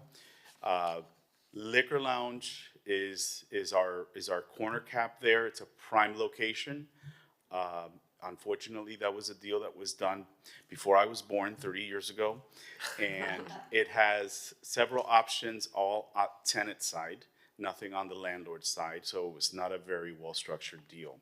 And I believe after their last term now, they have one more 5-year option. However, that tenant has been in default numerous times, monetary defaults, which we are continuing to review and monitor. And we will have some discussions on that when their term is up in the next 2 years, I believe. So that may, If they're we in may have some default and it's not a opportunities there. tenant that we want, But we why are, wait we for are 2 years? governed by the lease agreement, so we work very closely with our legal department to monitor this, this particular tenant. On the west side, which is 16th Avenue, it's the area that's been a little bit more challenging, just because the traffic is not as great there. However, the momentum did build, and we had a couple of deals that went to commission and were approved. However, in real estate, time kills all deals, and the time that it took us to put the deals together, get them through FERC and commission, these small tenants walked away and went to another developer. We continued to market these spaces, but at that time, we were faced with South Shore, and we left these spaces purposefully vacant in the event that we needed to relocate any of the South Shore tenants to this building. Miami-Dade County and also Seniors in Action. When I returned to the city, all that was resolved and we started marketing again. So we have the shaving district coming here, hopefully. I'm also speaking with a juice concept for one of the small spaces. And most recently, one of my colleagues here in the city introduced me to the Italian embassy that is looking for locations and relocating from Brickell here to Miami Beach. So I'm looking forward to meeting them. However, their economic promise is not at market rents, so we would definitely need commission to approve a big discount. But it is a great service to our community. let's talk more offline, not just about that. That's intriguing to all of us, I think, but just the entire state, what you need from us, entire state of affairs. I don't want to load your plate with more. Not the entire state of affairs there, and how we could play a better hand. And I mean, that's such an integral artery for our city, and I want to really put our best face forward there. Thank you very much. I welcome, if you'd like to do a tour, do an on-site visit, I welcome that. Ozzy, are you actively reaching out to different businesses too? Or are you waiting for that? I would tell you that there was a blow dry bar across the street, and they raised their rent and they went out of business. I don't know who had the BTR. It was inside of a hotel, but you should find out who owned it and call them and offer them a reasonable rent, because that was full all the time. And people staying at all the hotels would go there. And there's been a real vacuum for, women who come to Miami Beach and they're going out, or they need to get their hair done. Plus, it would be great symmetry. I'm just saying that I thought it was a great amenity, and you could go there at any time, and it was affordable. And I think that if we have that space and you have the barbershop there, and you put the blow dry bars right across the street from the Lowe's, I would reach out to them. Absolutely. Obviously, And I don't know it would if be it's a self-serving franchise. for you. Yeah. Be the number one customer. It's going to be at the barber shop. So we're just looking for a motion to return actually to the RDA with a favorable recommendation and accept the terms of the new lease agreement. I'll move it. Yes, and I'm so excited to see that building leased out, because it was really depressing to see it go dark like that. Thank you. And there are some photos, I'm not sure if you were able to see the color photos that were attached as an exhibit, but the barbershop looks amazing. Not our old school barbershop at all. You'll change that whole corner if you put in like another amenity too, and we can afford to do that, and give them rents that are reasonable. Thank you very much. A motion made by Commissioner Bott, a second by Commissioner Rosa Gonzalez. All in favor? Aye. Okay. Motion passes. Thank you. Would like to hear NB8 discuss the creation of a standalone marketing budget specifically dedicated to economic development. Mr. Chair? Yes. I'm sorry. Sorry. Could we also talk about 14? It's your item, and it's referencing kind of the same building. Let me Yes. cue that up. That's a good point. That is a synergistic item to that. Hold on, sorry. MB14, explore creation of empty space reutilization initiative to set up as photo shoot studios for aspiring artists, photographers on city-owned property, MB14.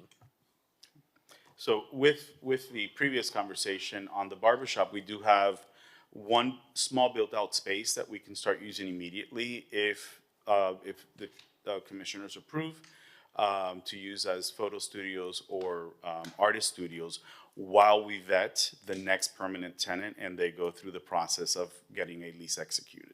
Yeah, would love that. At MID here, months ago, I went over to an event in Wynwood, and it was just a vacant retail space, and they just very quickly turned it around, and they had one of those kind of influencer photo shoot spaces. They were having an event there. They had 40 young people that were kind of coming and going. It was just very artsy. The things that we lament that we've kind of lost as a city is because some of the, it's how just the life cycle of a city works. The artists move in and then they make it cool and then they get priced out because it's cool, the rents go up and then the artists have to move elsewhere. And this is essentially providing something that can be turned around quickly for vacant space. It activates it. It doesn't make it look so blighted as Commissioner Rosen-Gonzalez rightfully pointed out, the anchor shops do. And it just kind of like creates a cool factor for that area. How quick and how costly would it turn around be? I'm not thinking anything overly complex or ornate, but if people wanted to come in and do some sort of photo shoot or some sort of artistic gallery, we almost have like a blank canvas, no pun intended. The spaces are ready to go right now. They are fully built out, so that would not be a problem. I would like to convene with legal and risk management, just because I'm sure that these individuals that come in will not have our required certificates of insurance, and we will have to determine what risk would say about some sort of a release, a hold harmless that would need to be signed. And then also on the legal side is what format of agreement we would draft for this. And what was your thought? Because I'm kind of open-ended on this. Would this be one tenant, or would we sit there and say, we have this blank space, kind of come and book your 3 days or a week on a calendar, have your pop-up activation, whatever that may be, or are we looking like to have one tenant in there for 3 months? I kind of like My recommendation would be, just because of understanding artists and their privacy that is needed, probably one tenant for the small space. And if we can do a divider in the second space, we can do 2 more tenants there.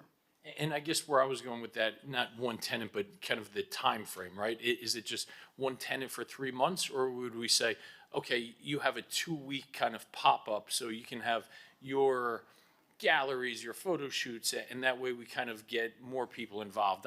I'm open-ended and open to feedback. I think we can be very flexible on the needs of that particular artist. And I think if this moves out of committee to commission, part of that item that facilities would put in there would allow for that kind of flexibility. So if First of all, I have to ask, young people, what are you, like ancient now? No, I love this idea. When I first got elected, I talked to a bunch of staff a couple of times about doing something similar for pop-up music events in vacant spaces, and it sort of died on the vine, but so I'm all in favor of this. I know that people will be more interested in leasing space that they see activated than they see wrapped, because that just looks sad and tragic. So the more of these kind of, whether it's a 3 or 6 month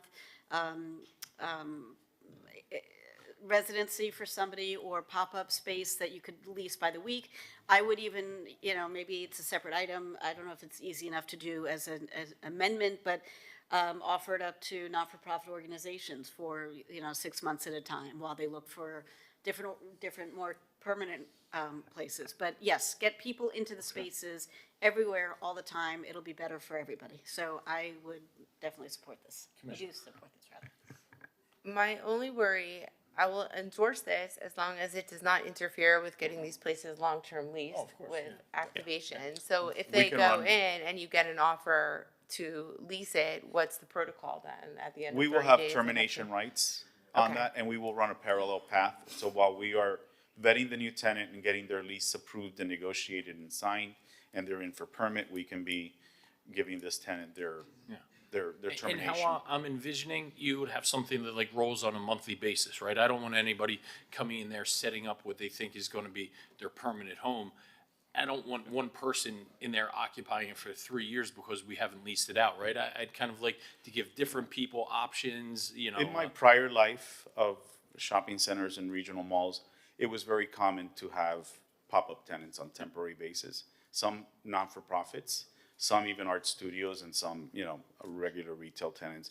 So the temporary agreements that we draft will be very specific, and I don't think we'll have any issues. I don't know about other people, and this isn't my area of expertise, so I'm cautious to overstep out of my zone of knowledge.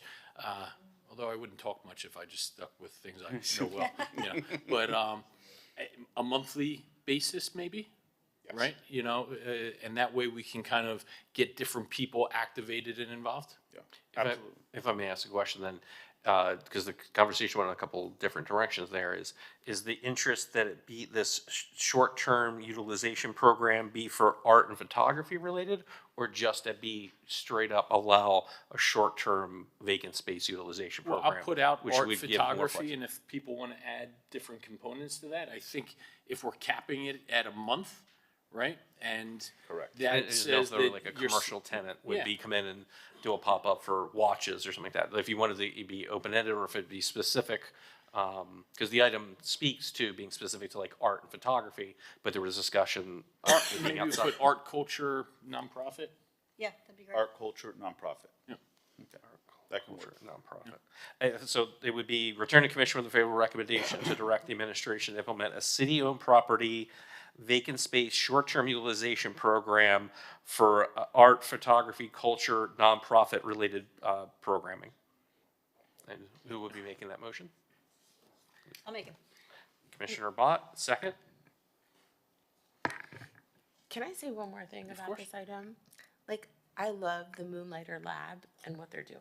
I endorse it 150%. But by putting that there, we have this tremendously valuable retail space that we could be actually discounting for some fabulous restaurant to come in and activate. So we have to be very careful. I mean, I like this activation with the photographs, but we have to be really careful about what we lease out on our ground floor retail. That should be like sacred. That's how we can discount the 80% restaurants and bring in places that normally couldn't thrive, but that will activate an area. I would also I don't know what the space is where the Moonlighter is, but I would like to find them an equally nice space, but maybe not in a major retail corridor where we could have really, do you know what I mean? You walk out of the convention center, and instead of seeing some vibrant activity, it's just closed off. And I think that, by the way, I want to make sure that Moonlighter knows that I'm 100% behind every single thing that they do, but I would like to relocate them, because they could be on a second floor, couldn't they? Couldn't they be on? We don't have any more space in that building. It's just that first level. So, in that building. In that But building. for example, at the Anchor, do you have spaces there? Is there a place in Old City Hall? Is there any other place that we could give them a permanent home that wouldn't? How about I know Liquor we lounge. said, The South Shore Community yeah. Center? They should be on the second floor of the Yeah. South Shore Community Center. And you know what? Give them a permanent home there and then open that up to revenue. Jason, we could be talking dollars here that you're not getting. Commissioner, And They pay I've had the same $1. thought- give me a second. I've had the same thought, walking past down that alley. I think we really, really need to comprehensively think about this called City Hall 17th Street area, especially when that convention center hotel comes online. It's bizarre urban planning. I'm sorry to get off on a rant here, but the fact that we have this convention center with thousands of people, and we're gonna have a hotel with hundreds of rooms, and there's no natural flow onto Lincoln Road, drives me insane. But point being, we deal with the constraints that we're in now. Hundreds or thousands of people per day are going to walk past that Moonlighter Lab, and it is unactivated, it's dark. dead. Right? It's just dead. That will be prime natural like flow from the convention center area and hotel over to Lincoln Road. So we need to make sure we find a great spot for Moonlighter Lab. But I also think that that area might not be the right activation. If I Well, may. yes. I think a short-term solution, as we move forward to try to reimagine what this town center should look like when the hotel comes on board, and the fact that we don't have a cut-through to Lincoln Road other than through, what is that store, Forever 21? Yes. Or whatever it is? Yes. Which is great for their sales, I'm sure. You know, maybe there's an opportunity to look at something from an architectural perspective, but that's a different conversation.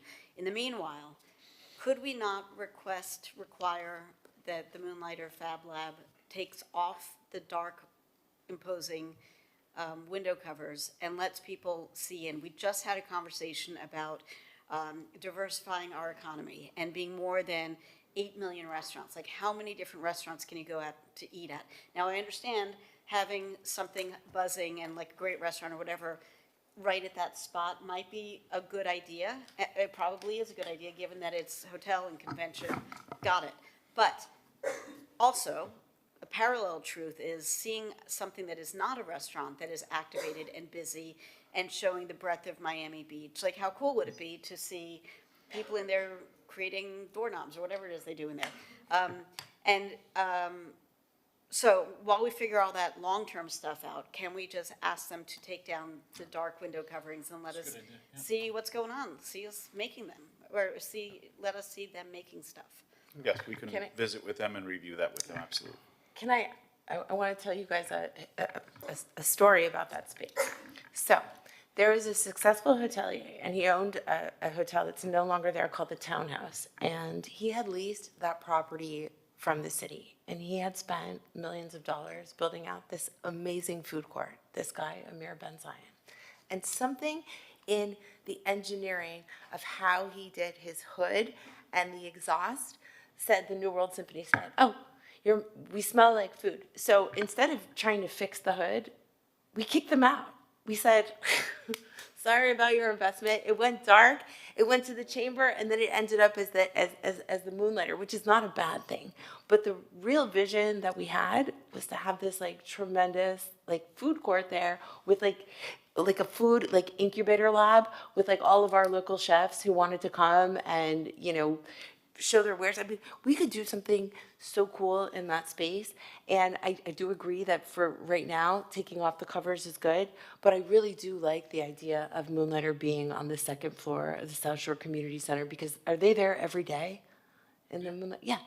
It would just be activated constantly every day. And it would be a permanent space. And we would be, you know, and we would get a tremendous amount of, I think, goodwill. Maybe we do a little food court type situation there, you know, and, you know, because it's a massive space.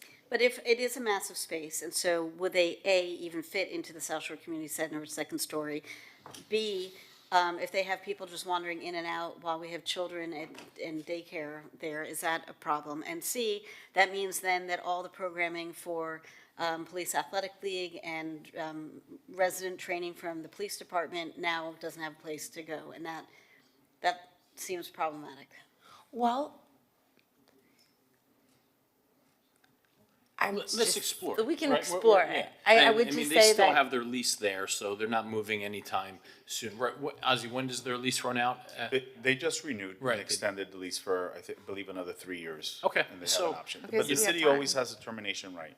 No, I don't think we want to do that, especially, you know, because the key prize is when the convention center hotel opens. Commissioner Vaught, you did raise a good point. I'm going to check the Forever 21 lobby to see if they're preventing, you know, better traffic flow from from that area, so people walk through the store. I know Capri's got me many times walking through that Forever 21 to get through, so you could be onto something. But yeah, let's just use it as a possibility. I'm not ready to commit to say this is the concept we should be looking for 3 years from now, and Moonlighter should be moving, but it does seem like a tremendous synergy having Moonlighter in a community center that's going to be based towards seniors and children. And, you know, maybe we look for the highest and best use and activation for that retail center because it's going to become such a critical intersection with the convention center hotel. Absolutely. So if I can, there's a motion on the floor by Commissioner Bott. Do we have a second? Second. Okay. All in favor? Aye. Thank you. Item passes. Thank you very much. Thank you all. Let's move to NB6. The NB8. Discuss the creation of a standalone marketing budget dedicated to economic development. Thank you. MB8, discuss the creation of a standalone marketing budget specifically dedicated to economic development. MB8. Good afternoon. Raquel Williams, Assistant City Manager. We were delighted to see interest in having a standalone marketing budget for economic development purposes. Back in 2021, we initiated some discussions about doing a marketing campaign at the Finance Committee, and ultimately that led to support from the Mayor and City Commission to move forward with a marketing campaign, which resulted in the Make a Bold Move campaign, which you may be familiar with. That launched in 2022, and since then we have seen a lot of success with that program. We have done media buys for the past 3 years, and I'm joined by Linda Stevens in our Marketing and Communications Department to talk about some of the successes of that marketing campaign. We also have the video queued up, if PJ would like to show it. That launched last year. We do have a standalone marketing budget for economic development purposes. It is very conservative. It's about $100,000 a year, and we've been using that to continue to promote the Make a Bold Move campaign through ad buys on social media and targeted markets like Connecticut, Chicago, Silicon Valley, Washington, D.C. area, Chicago. And so we would be interested in augmenting that as part of the discussions for the fiscal year 2026 budget so that we could have a more robust campaign. But we are definitely interested in having a greater reach and doing things that are a little bit more innovative and unique as opposed to just the ad buys. So I'm going to turn it over to... And before you do it, thank you so much, Assistant City Manager. Agree wholeheartedly. Again, stepping out of my lane here, certainly not a marketing expert. I'll leave that to my colleague, Commissioner Bott. One thing that I think is low-hanging fruit that we could do a much better job on is all the top-tier events, especially that are economically driven, that come to town, have a better game plan about how we're going to attack that. For instance, we have iConnections that's starting Monday, right? And we have some of the prized companies across the entire world, right? So some of the biggest names in finance and tech that are coming here. And we don't need to buy media over in Seattle, right? Yes, we do, but we can certainly supplement that by having a stronger presence at events like this, right? It's Miami Hedge Fund Week coming up. And that is the perfect component for our boutique office, you know, hedge funds, technology firms. So it's great that we're reaching out into other markets that we've been successful in bringing some of those people. But because we're so blessed being Miami Beach, we have these potential customers coming into our city. Every single person in convention and business that comes into Miami Beach for some reason, we should be looking at as our potential customers and really have a good game plan on how we're going to market. They already have their foot in the door, right? We agree wholeheartedly, and we invested significantly in the past year and a half to have a booth that we've activated at the Miami Beach Convention Center. We were actually at iConnections well before they came to the Convention Center at the Fontainebleau. We've activated there. We've also made sure that a former mayor was able to speak at iConnections, and so we're actually helping facilitate them at the convention center right now. We've also leveraged space at the convention center so that even if we don't have a footprint on the floor, we do have space in the lobby of the convention center where we've activated our booth. And that booth is convertible, so we can do a 10 by 10, 20 by 10, and expand it. We've gotten a lot of great feedback from the booth. Lots of people are attracted to it. We've been at Emerge. We've been at all the tech and financial services type shows that have come to the convention center. And so, yes, I agree with you. We do need to make sure that we're always investing in reaching those local touch points. And I'm certainly not suggesting the type of, footprint that like a Design Miami would have, but some sort of activation in Pride Park, right? You have these thousands of conventions, whether it be for Cosmoprof or for iConnections or Emerge, right? That's our space, right? Let's utilize it. We could have a cool lounge area where people come in, it's all kind of with the theme of marketing for economic development, right? We can do whatever we want there. It would be easy, set up and breakdown, nothing comprehensive, but a food truck of some sort or a lounge area for people that they're coming from Chicago, they want to be outside today and this weekend notwithstanding in Miami Beach, but the weather is nice. Let's give them kind of a lounge and concession area out there, and then we're able to market however we see fit. Go ahead, let me turn it over. Hi, I'm Linda Stevens, Assistant Director for Marketing Communications. I think it's really on point, your comments, thank you, because part of this campaign wasn't just to bring new businesses, but also to retain the ones we have. So I think, that's also to show in the future campaign. But for the past 3 years, for the amount of budget that we've invested, we've had really successful numbers. The total budget that was invested over the course of 3 years, it was in 3 phases, starting in 2022 and still ongoing. We spent $135,496 just for the media plan. So if we could get an increased budget, my personal belief and what we've discussed is that this could go really far to build upon the momentum that we already have. Yeah, and I think we leverage as part of that our resources that are here. Some of our new tenants that are new to our city, Aries Capital. It just took 17,000 square feet in a new office project over in Sunset Harbor, right? They're one of the biggest private equity firms in the world. Can have their CEO essentially in some sort of campaign, hey, move to Miami Beach, we just brought our office here. Well-known, well-respected in the industry. We have some of the leading tech people in the entire world that are living in our city. Our resources here are just unparalleled. Let's use them for a creative, come to Miami Beach campaign. Yeah, we discussed having maybe ambassadors, we would call them Yes. ambassadors. Yeah, and that kind of liaises with my economic development board. I think we pinpoint people as ambassadors where they're Miami Beach residents, they're some of the most respected business minds in the world, and they're coming out and saying, Miami Beach isn't this party till you drop place anymore, right? We are the epitome of this, the preeminent live, work, play destination in the entire country. So we're ready to do a refresh of the Make a Bold Move campaign. It did win 2 awards in the past couple of years, but we think now is a great time to spruce it up and have some additional collateral that we can use to augment the original campaign and just have it look a little fresher. I don't know if anyone's interested in seeing the video. Let's go for it. I will say it's 3 minutes, but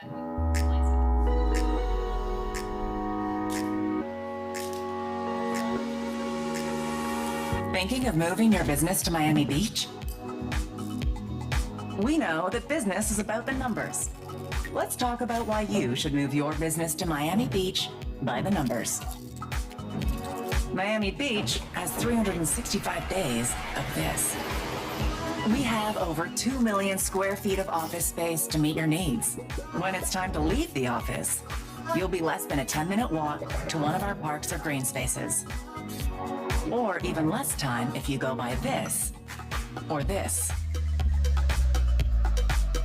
We're number 1, as in the number 1 international airport with direct flights to most major cities, and the number 1 international cruise port.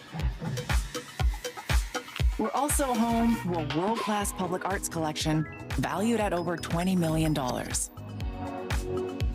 Zero isn't always good, but this time, we think you'll like it, as in 0% personal income tax. Food lovers can enjoy a plethora of culinary experiences and flavors. Miami-Dade has many Michelin star restaurants, including several in Miami Beach. We have a diverse workforce that speaks over 120 languages and an abundance of talent in the tech, finance, and hospitality sector. Sports fans, Greater Miami is home to 5 top national sports teams, giving you plenty to root for. The Miami Beach Convention Center brings over 500,000 visitors to the city each year, with meetings, trade shows, and conventions in industries like tech, medicine, and healthcare. We're also home to international events like Art Basel, F1, the American Black Film Festival, South Beach Wine and Food, and Miami Beach Pride. For those moving with families, every Miami Beach public school is a certified international baccalaureate world school. That's a 100% score. We've also got you covered with a ton of business resources, like our business concierge service that provides technical assistance and resources to help you open, relocate, and grow your business. And the expedited plan review program that can help you fast-track renovations and new construction permits. There's also thousands of dollars in grants and incentives, like our job creation program that provides up to $180,000 in grants, or the historic preservation incentive that offers up to 20% in tax credits for the rehabilitation of historic structures. You can find more information on these programs and more at mbbiz.com. Oh, and we forgot to mention that we've got 7 miles of this. The bottom line is that Miami Beach is a thriving business center, just waiting for you to discover all we have to offer firsthand.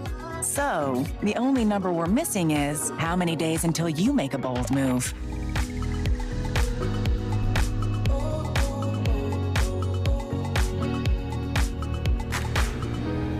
Make a bold move. Visit mbbiz.com to learn more. Great work, team. Great work. It would be spliced, so we don't show the whole 3 minutes. Yeah. And you guys are targeting it on social media? Yes, so we had a social media campaign and also on MBTV, our YouTube channel. We do have also some outdoor and radio spots. I would think that slicing and dicing that and beefing up the social media budget is the way to go. Just target, I'm not an expert in that. Yeah, we'll leave it to you. That's a great start, and I think we have so much that we could do here, right? Because we've collectively decided what we don't want to be as a city. This is who we can and do want to be. One thing I might suggest, and I know it's not super cheap because it's printing, but maybe there are ways around this. But since we do control the convention center, I know people are very careful about what they do allow people to put into the gift bags or the badges or whatever. But if there's a way to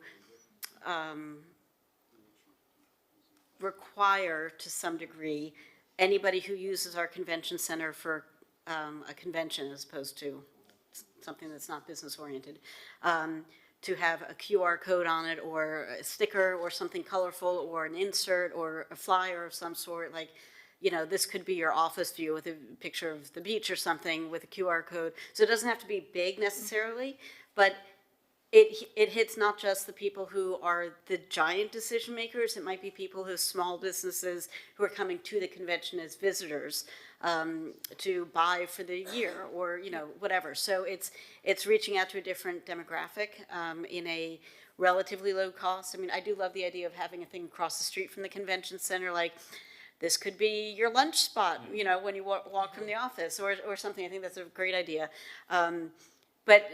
But just sort of making sure that every single person who's here for a work purpose at a convention center event gets this thing like, hello, you could be doing this, but driving home instead of flying home.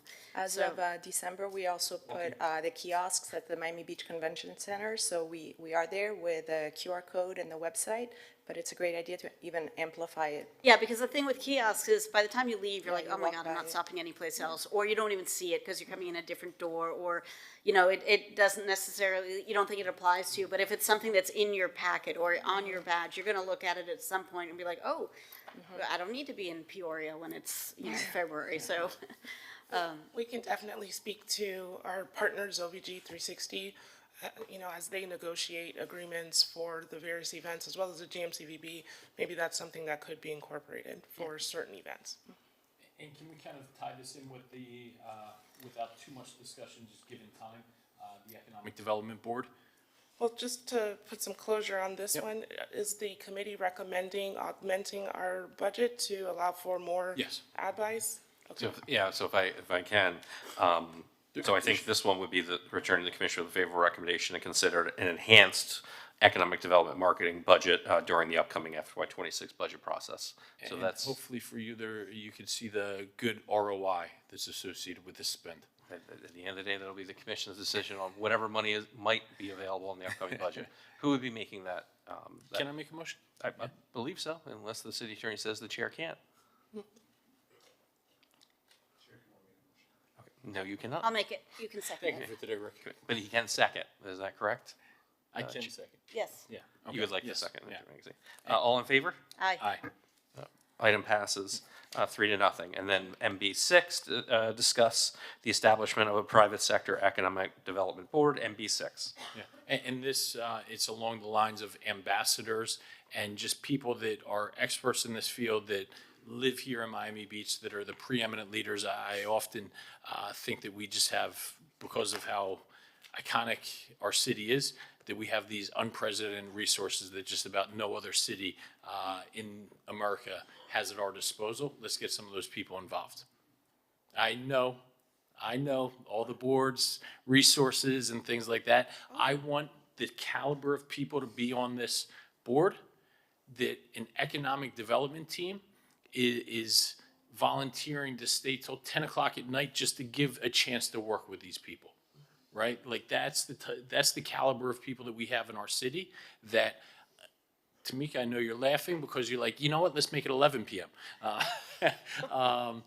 But that's what I'm looking for here. I know that we're stretched thin, and I know the personnel constraints about adding all these different boards, but I think this is,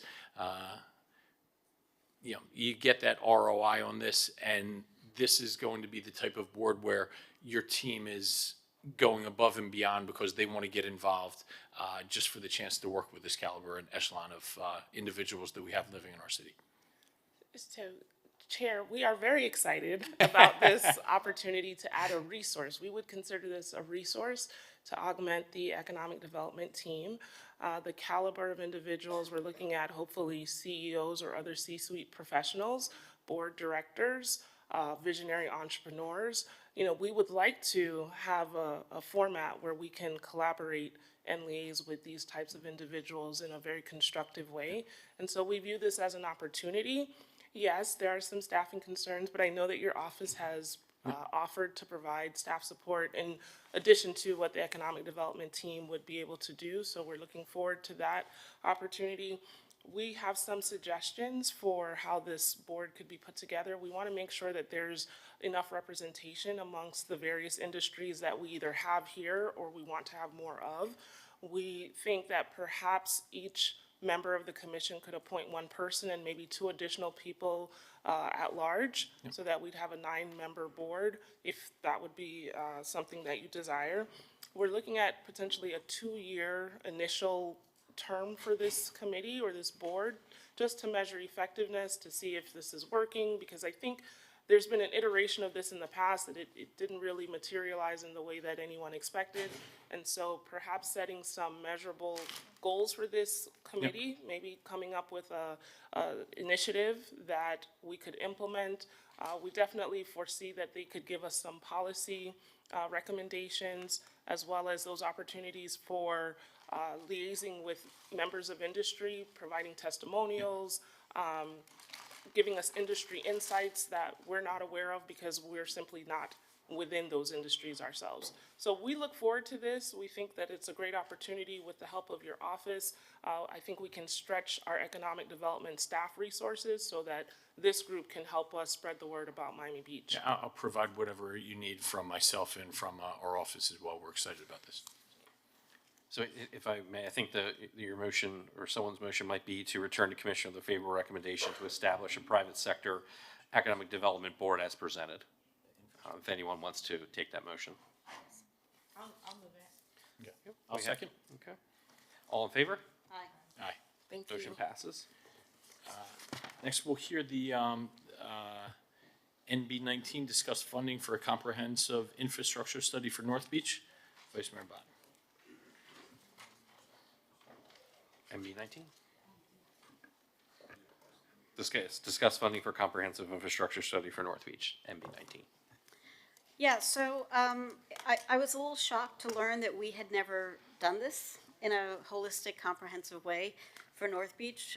You know, as I've said earlier today, and I say as often as possible, we have 13 new buildings coming up in an 8x6 block radius, and more beyond that. We've got projects that are being discussed at North Bay Village. We've got projects coming from Surfside, and all of that water infrastructure, or a lot of it at least, impacts us in North Beach under the 72nd Street parking lot. We have all kinds of other little smaller development projects that are being proposed or in process of, and I know that obviously to get approval, you need to do, as a developer, you need to do your due diligence and get the city to agree that we are able to handle it. But we don't have anything comprehensive, and we do for South Beach. And I would argue there is more new development happening in North Beach right now than there is new building from scratch in South Beach or Mid Beach. And so, you know, 2 years ago we had a sinkhole at Abbott and 69th or whatever the exact location was, but it was around there where literally somebody's pickup truck had sunk into and was mired in sewage. That is wildly unacceptable in a city of our caliber, and to think that we are approving all of this new development without having the fundamental knowledge of holistically what our city currently has and needs. I know we have a great deal of information bit by bit, but I think it is well past time that we do this for North Beach before we go too much further down the road. So that's my little soapbox speech. Jay, have at it. Through you, Mr. Chairman. I think the commissioner hit most of the highlights. North Beach is prime real estate, lots of development going on, 13 new projects coming on, as well as the town center.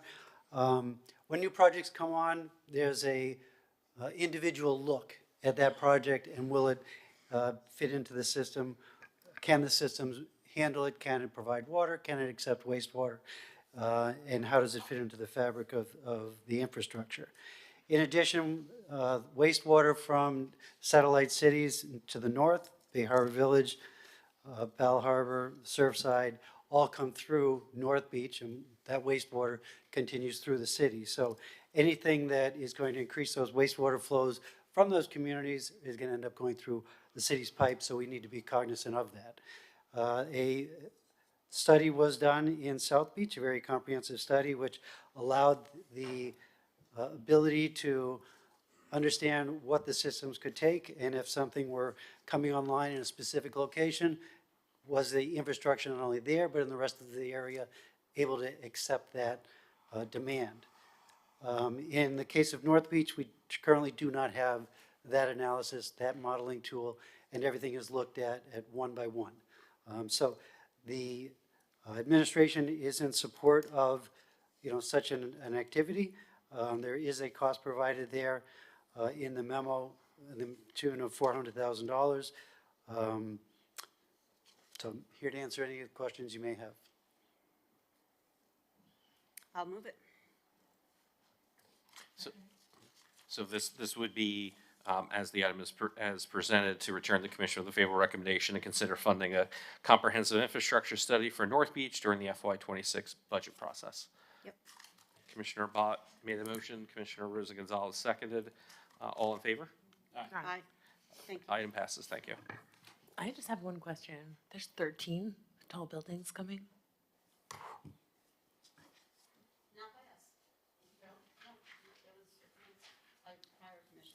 No, I know, the North Beach Town Center. Disastrous. Mm-hmm. And they're right through units and short-term rentals. It's gonna be awesome.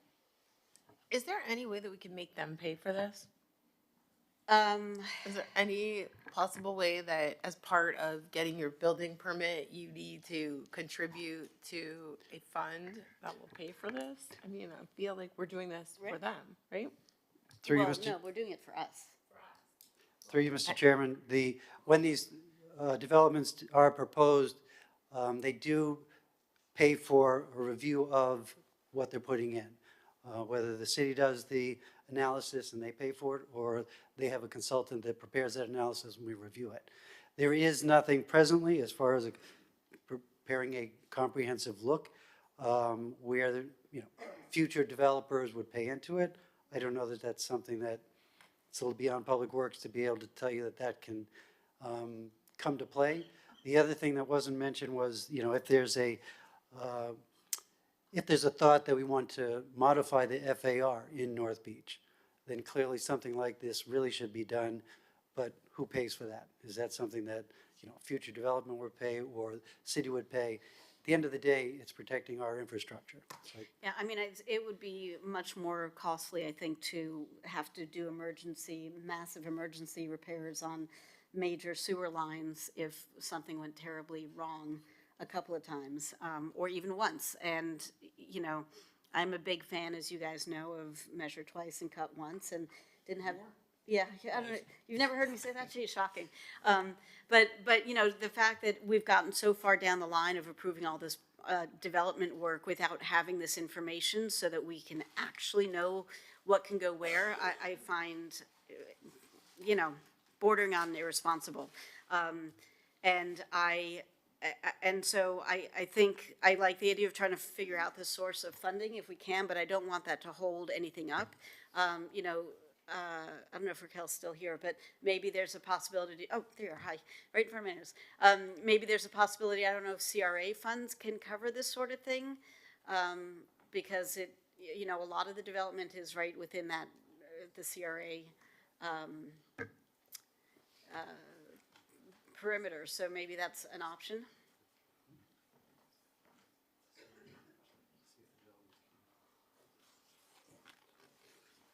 Just to clarify, that would funding for the infrastructure study? The study, yeah. So I believe that the CRA could join in with the city in covering the cost for the infrastructure study, but I imagine that some of the work is related to areas outside of the redevelopment area, and the CRA can only contribute to work that's being done within the boundaries of the redevelopment area. So I think the CRA could supplement and enter into an agreement with the city to do so. And if I may, this is a type of study would traditionally be funded through our our water and sewer enterprise fund, and then we're going to be talking a lot more about water and sewer next month. But staff can look at that through the 26 budget process if there's a cost sharing ability or if that makes sense. So let me just ask about if we put this through the 26 budget process, that means we can't even start the project. We can't even start talking to possible vendors until October or November of this coming year. So is there a way to fund this out of next year, but If I may, and knowing where you're going with that, I think it'll be very enlightening when we discuss utilities next month. Right now will be difficult. okay. So. Or even maybe having the CRA put in their portion of it, whatever that number ends up being, and starting the process now this year and then finishing it next year, because it's going to take a while to figure out the scope of the research and who we're going to hire. And you I know. would just, the administration's recommendation, especially during this budget year, is that everything should be evaluated during the 26 budget process when we make sure that we have the dollars available to make all of these But wonderful hypothetically initiatives. speaking, if the scope of area, 80% of it is within the CRA, hypothetically speaking, so that would mean hypothetically speaking that the CRA could cover 80% of the cost. That's a very different conversation than we need to find $450,000 from our budget. Okay, I just got a preliminary view of the area that would be under the study, and it looks like it's all of North Beach, and the CRA probably takes up maybe 30 to 40% of the study area. I think that the CRA's funding would be available next year as well, given the trend that we've seen in the property tax growth. So I don't know that a set aside for this year is necessary to make sure that it's available for next year. I think the funding would be available. Okay. Well, we have applicants who are coming on board for North Beach, for projects in North Beach, and maybe this is something that we defray the cost with them.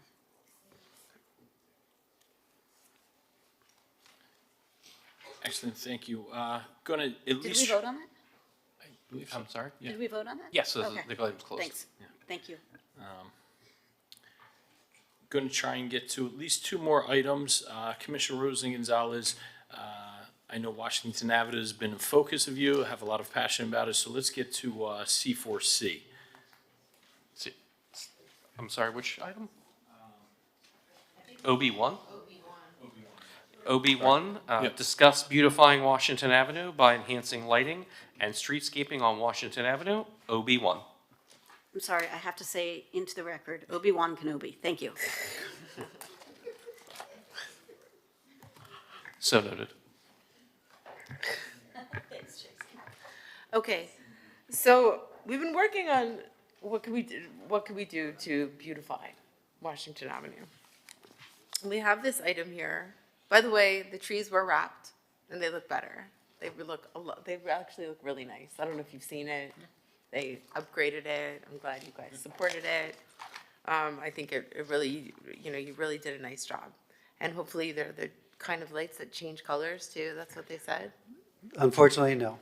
Oh. They're white and they will stay white. Okay, that's fine. They look great.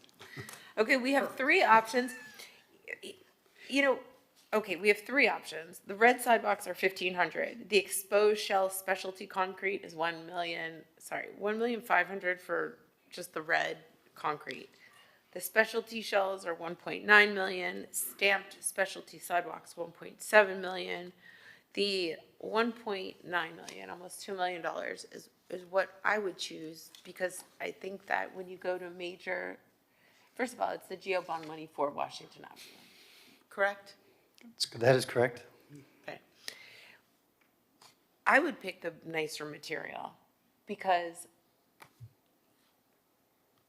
it's a major corridor in an area trafficked by tourists, residents alike. I think when you change that, it's going to make a huge difference. But one question is, there's an area between 5th and 6th, that pilot program, that has already been redone with new sidewalks and landscaping. Like that, I don't want to redo that. Okay. Through you, Mr. Chair, if I might. And staff has, we've looked at a lot of the options of what is available, and what's presented here is some costs, and obviously cost is one consideration. The other consideration that we feel relatively strong about is the maintenance of whatever we build going forward. Washington Avenue, as you know, is a challenge to maintain now, to keep clean. We spend an awful lot of time with pressure washers and even specialized pressure washers out there trying to keep it clean. And that's with a relatively flat surface. When I start looking at stamped or shells or anything else, I now create a surface that is not so flat. It's got grooves, it's got indentations, dirt, food waste, gum, things like that get into those things so that it becomes difficult to really maintain. In a conversation with the Washington bid, they are totally on board with doing something more elaborate than just a red concrete sidewalk, but they also recognize the importance of trying to keep whatever you build clean, because if it's not clean and not maintained, you really lost everything you're trying to accomplish. In conversations with them, they are contemplating other areas along Washington Avenue where they can highlight with different things, and they're working on some plans for that. And what I'd really like to do is to look at area where we can use the red, flat, cement, concrete sidewalk. But that's Bear with what- me, bear with me. okay. And yet have certain areas that are highlighted with a different type of concrete or a different kind of finish on the sidewalk, so it's highlighted, so that staff, we can maintain that. If you think about Washington Avenue, the wear and tear and everything that happens on Washington Avenue, especially with the people that are there, the pedestrians there, the buses that are there, the bus stops, the restaurants, all those areas become a challenge when it comes time to try to maintain a sidewalk surface. So why don't we use that volcanic rock that they used on Espanola Way? It's expensive. It's called like adoquin. You know what I'm talking about, In the right? 1100 block of Lincoln Road. No, on Espanola Way. Oh, I'm sorry. It's done with a volcanic pavers. rock. It's indestructible. I mean, if you guys can't maintain that volcanic rock, I don't know what you can and can't maintain. I do know that having the different colors of shades of pink just looks terrible over time. You know, I know it's easier to maintain. When it's not clean, somebody goes out and actually paints it, and they don't. You have business owners painting the sidewalks. You've got like painted sections, faded sections, sections that look good. Let's go with I would like to move it to next month and get an estimate of what that will cost. That's going to be expensive, but you know what? Espanola, I can't think of any area that is more highly trafficked with food and people than Espanola Way. And if Espanola Way, if we spent the money to do that area too, maybe that type of investment in Washington Avenue is really going to just be completely transformational. I didn't necessarily want to do that because it's going to be very expensive per square foot compared to the shell concrete. But I mean, the shell concrete, they're on Ocean Drive, they said, fine, we'll do the shell concrete. So why is Washington different from Ocean? I'm only suggesting I can tell you what we lived through trying to maintain what's there. And I can't, with Ocean Drive, I don't want to. What about South Point Park? Like, that's where they have this material. Is it hard for you guys? You're having a hard time? Well, South Point Park, and in a park, there's other parks that have a similar treatment. You don't have the wear and tear on those. You don't have the standing for a bus and the gum ending up on the sidewalks. You don't have the trash disposal or the trash cans, the food establishments where somebody's eating ice cream and materials get deposited on a sidewalk that you later want to come try and clean. I know you have similar things on Espanola Way. Again, looking at 12 blocks of a continuous material, trying to keep it maintained and keep it the same. The other issue with specialty treatment of sidewalks is, especially a corridor like Washington Avenue, where we anticipate that this revitalization is going to bring growth, going to bring new buildings or new things online. That means utility cuts for electric, water, sewer, whatever gets revamped, you're going to be cutting it up so that you're going to be, well, you don't like the different color red because it's really the aged concrete is aging differently. Mm-hmm. When you start to go to a specialty treatment like shells or something like that, it's very hard to replicate a shell that was poured 5 years ago with a shell that's available today and make that whole thing match. Hence, that's why we're really looking at a base of a sidewalk with specialty areas and specialty places that we can concentrate our maintenance efforts there, while the remainder of it is easier to clean and maintain. Can you get an estimate for the other material? I can certainly do that. And I was talking to some of the guys that are leasing properties on Collins and Washington, and they had a very cool idea too. They said, well, what if you guys came in and did something totally crazy on something different, one type of zigzag for Collins, and then something really cool for Washington, and just made it super artsy funky. That's another option. I mean, I would have to work with staff to get samples of what we could do and maintain. It's not going to be easy. But they're going to have to learn how to change out a stone, you know? When there's that has to be something that we have to do, because any other international destination is able to have a better material than just a cement and maintain it. So we're just going to have to get better at doing that. And these are our public rights of way. I walk the facilities sometime on the western edge of Lincoln Road, and they have adoquines there in black and white. And I see sometimes that in the past, we would pull out a stone and just fill it with cement.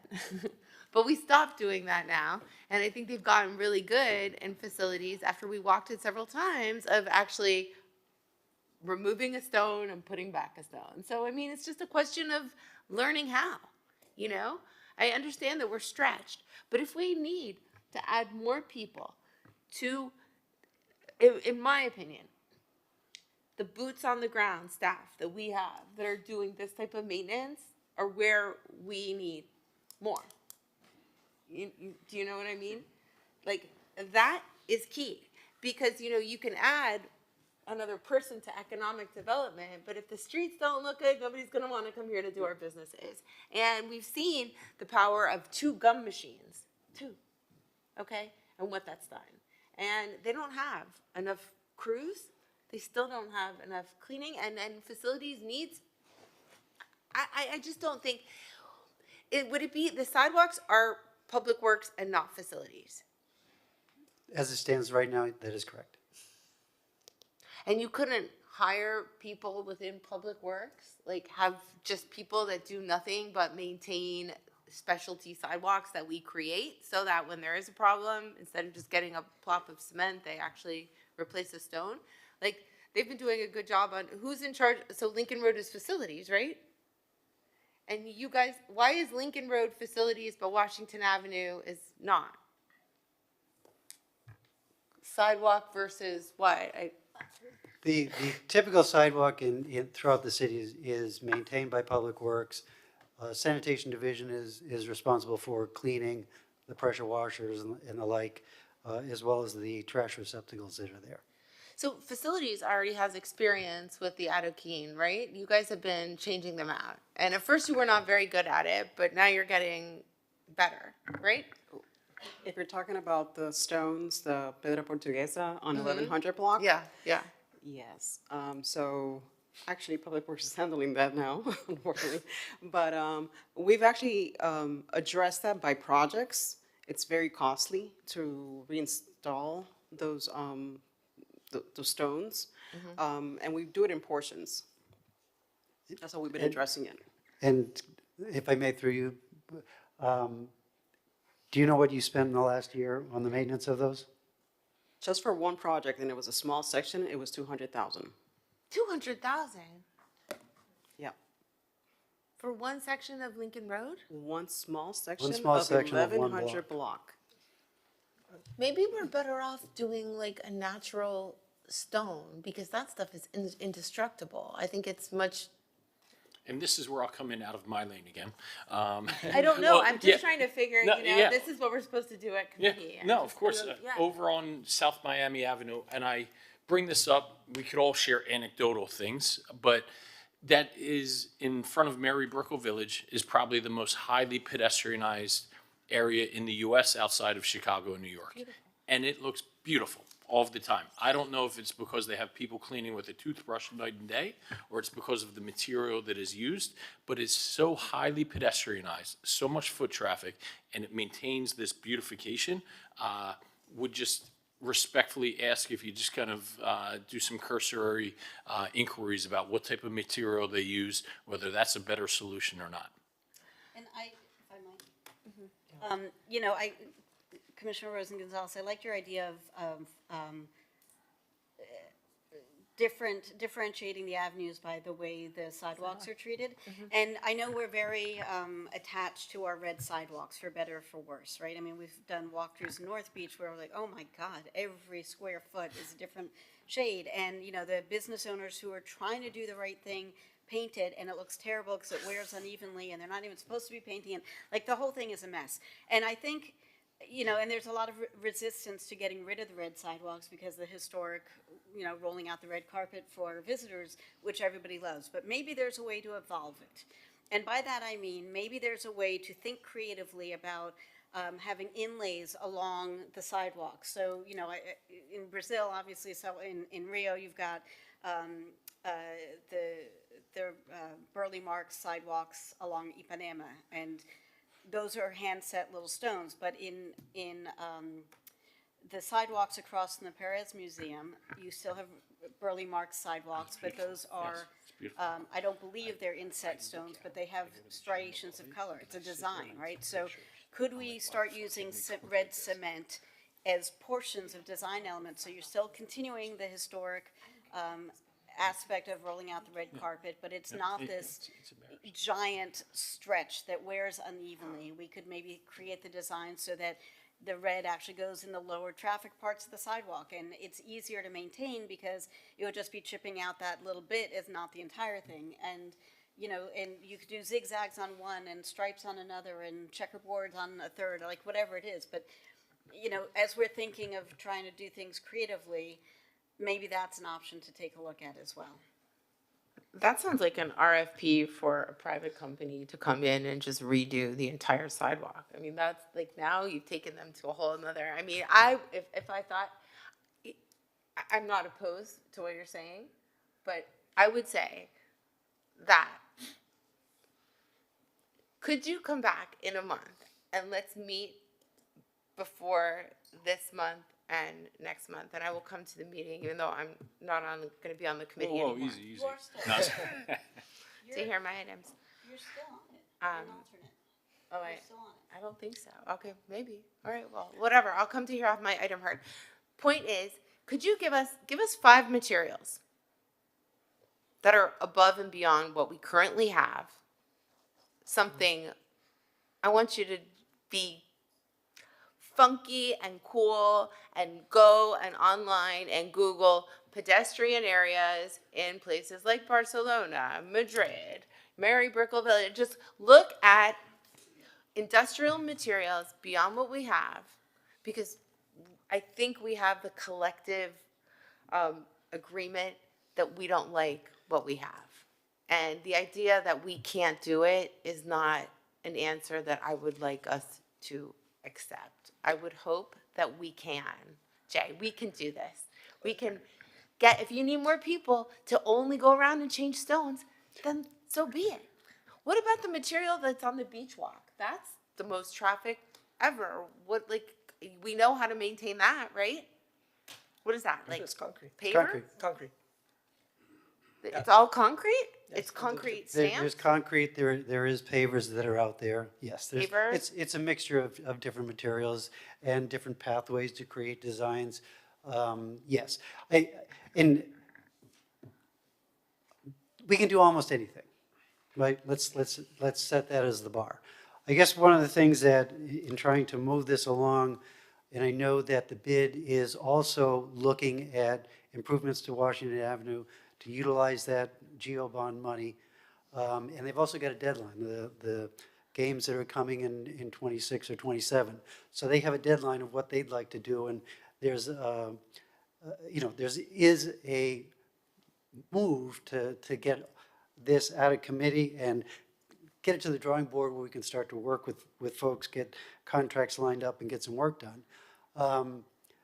If, you know, what I'd like to do is engage the bid and get their thoughts on the table, get their thoughts to the, you know, to the drawing board, what the cost would be. If it's acceptable to you, that we engage them and collectively come back with, here's some projects and plans. Will you invite us something all move to the along. meeting so we can, I would love to attend the meeting with the bid and you guys and come up with some sort of material that we can all wrap ourselves around, something that's gonna be defining for Washington Avenue. You know, and by the way, we're only doing 55th Street, but if it looks good, can you imagine? I mean, we have this convention center complex, we could just go all the way, you know, up, but it has to be beyond. You know, you go to places like Marbella, Spain, like resort towns, their sidewalks are white marble. And That they would do be- it. that would How be do they easy to do it? maintain. You know why? Because they understand how to maintain it. Like, they have to go out and they got to have a special machine to clean it. But it's mean. And It's very slippery in the rain, though. it is sometimes. Well, no, I think it's a special. It does get slippery sometimes. But the point is, they can do it. And Espanola Way is obviously. How are we maintaining Espanola Way? We'll get the information and we'll report back, I think. And Okay. in regards to Giancarlo Peña, interim city engineer. In regards to the city center and all those, I believe they do have, the developers have agreements to maintain that area. That's why, when they do the agreements with the city, they went and they provide the plans and they do have a maintenance agreement, which they're responsible, as we do have in the city for other developments, that they want to put any other material, that is not our typical material, sidewalk or concrete, or they have to enter in an agreement with us and be able to restore and maintain. So we could look what are they doing, and if we can If I'm- have that as an option in the future. So we can do the initial investment, but then in the future, if new developments come along Washington, that will be another option that we could look in terms of them maintaining it. You have to tell us, what is it that you need? Does it need to be pressure cleaned once a week? Does it need to be pressure cleaned twice a week? Do you need a little machine that drives up and down the street and cleans it? We don't know. But if, I think that I would consider that kind of investment, like that kind of investment is what we want to invest in, right? So come back next month. We'll come back and get all the facts so you guys can. Okay. We already have our first guest appearance scheduled. So, Kristen, you're an alternate. So Chair, we would show this item to return to FERC with the cost estimate for specialty sidewalks as discussed. Yep, just perfect. And, yep. Last item would like to hear today, sorry, it's the umbrella item, Jason. I have it as NB 15. I'm not sure if that's correct. Yes, MB 15, discuss a city partnership with beachfront concessionaires for event-specific umbrella program, NB 15. Yeah, thank you, Liz. And I'll just kick this off. An item I thought when the state of Florida took out any reference to LGBT tourism in its state bureau, its pamphlets. Obviously, Miami Beach, we pride ourselves on being just a mecca and a safe haven for our LGBT community. And it is a key economic driver as well, right? So this isn't just symbolic or ceremonial. This is something that is, clearly a signal to say that we stand with our LGBT community, but then also as a way to say, we are open for business, we are inviting, and our LGBT community is a central pillar as part of our community. So my thought was to take, for Pride Month, take one of the beaches, and let's call that 12th or 13th Street Beach would be a great opportunity, which has historically been, one of our flagship gay beaches, and actually have replaced for that month with the contractor that we have there that runs our beach concessionaires. Instead of their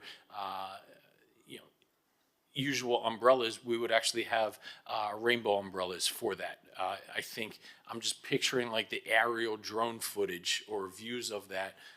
The entire beach clad in rainbow flag umbrellas would be such a great signal, and I think would go a long way towards, one, reaffirming our commitment to our LGBT community, but then also driving economic tourism that is related to that segment as well. Similarly, for similar purposes, but more so, just showing our strong support would be for Breast Cancer Awareness Month. I think this would be a great marketing strategy in addition to also showing our support for such a critical movement, have pink umbrellas under another beach for Breast Cancer Awareness Month. So kick it over to facilities to see where we're able to take this. Okay. Good afternoon, Mr. Chair, Commissioners. Elizabeth Miro, Assistant Director for Facilities and Fleet Management, for the record. What we brought for you is a couple of items here. We use the standard umbrellas that are used vastly throughout our beach, by our beach concessionaires, and we also gave you a menu of what that pricing is like. So for the pink umbrellas, which we would use during Breast Cancer Awareness Month, these are run about $350 a unit, and those multicolored umbrellas that we would do during Pride Month are about $500 a unit. With that said, we also looked at how many umbrellas you would like to, deploy. So as a point of reference, we use Boucher Brothers when they deploy their umbrellas on Lumas Park, and on a regular day, they can deploy as many as 300 umbrellas, and on busier times, as many as 600. So with that, we gave you a menu of options. For the umbrellas on 13th Street, if you wanted to make a big impact, 100 umbrellas at 500 would be about $50,000. And we also allocated about 5% of that, any of these costs for storage boxes, okay? Additionally, for the pink umbrellas, like I said, a minimum of 300, if we wanted to deploy those, what that would be, that's $105,000. And at maximum, if we wanted to deploy anywhere from 650 umbrellas, that would be 227. This is many of options. We look for the committee's direction, how they want to proceed, and how many umbrellas. That would vary, obviously, what the fiscal impact would be. Yeah. And Mr. CFO, would we be able to pay this out of resort taxes? Because I think this would be a great driver for tourism. All of the dollars for resort taxes are allocated, and I think I've spoken a number of times, is that we should always think of our resort tax fund and our general fund kind of like a Siamese twin, that they feed from each other. So whether it's resort tax or general fund, they really are the same thing, since they feed off of each And other. did we liaise with our beach concessionaires, the Bouchers? Is that similar to their cost for umbrellas? Yes, it is. Okay. That's actually where we got that reference. Commissioner? Why don't we just partner with like a rosé wine for that month, and they can brand it with like Whispering Angel or whatever. They give us the umbrellas, and they can sell their rosé on whichever beach that is for the month. Pick a beach, pick a rosé, and I love it because actually one of the areas I got this idea was by looking at some of the branded concepts that they have in Capri. Christian Dior did, pop-up events and things like that. I think Mila opened a sister restaurant over on the Miami River where they had a Louis Vuitton pop-up, and it just had such like a unique branding, and to be able to promote such a great and important cause that's near and dear to our entire city in a partnership like that, I think is a fabulous idea. okay. So would we do this through? So then, do you want me to make a motion that we find a rosé sponsor and a beach for October? Do you want to do it all up and down Loomis Park, or do you No, want to just find? I think just one beach, right? Maybe we leave it open-ended for what that, and we explore sponsorship opportunities. If I can, and I see our city attorney is probably going to jump in, but what I'm hearing Yeah, is so if you let's would want hurry to, up before he gets there.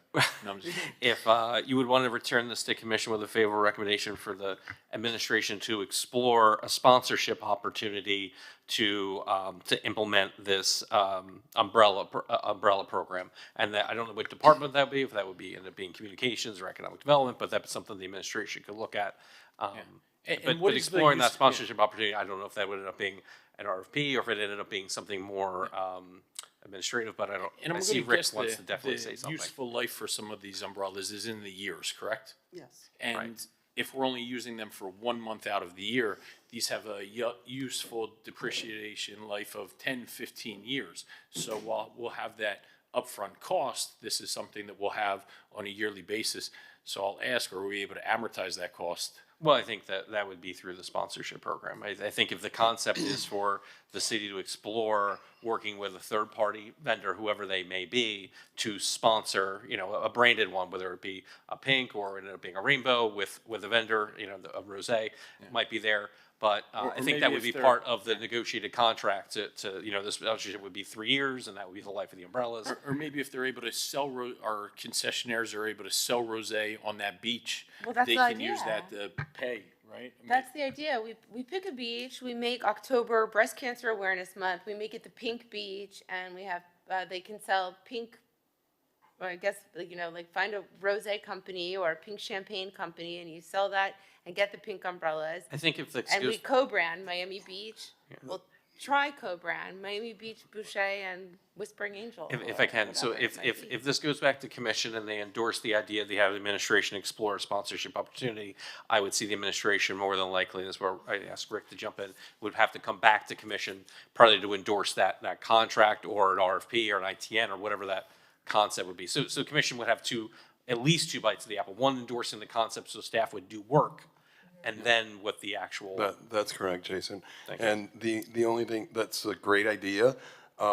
we would need to work with the concessionaires to see whether they are able to get the appropriate licensure to serve alcohol on the beach, because I don't believe that they have that now. I mean, nobody else serving alcohol on the beach does now. I say that somewhat in jest, but my goodness, how many people are selling margaritas, ham sandwiches, croquetas out of their backpacks? But the hope might be that But our just- concession, No, I know. The hope might be just that the naming rights alone on it might be there, and if there's other opportunities, but I think the chair's idea of leaving it open-ended for the administration to explore what that would look like, and then come back to commission with a plan. But ask them, as a pilot program in the month of October, let's try selling rosé with pink umbrellas. I think it's a great idea, and I think actually it's, October is one of our slowest tourism months, but if we put this out there, pink rosé on our beach, Commissioner Fernandez might not like this, because he's no. No smoking, stuff. but pink rosé. But pink rosé, he might go along with. We could sell them on that. But I think that would be a great marketing tool for us too, to drum up some. So if I can, I think, and I know we have a hard start in less than 1 minute, a hard start.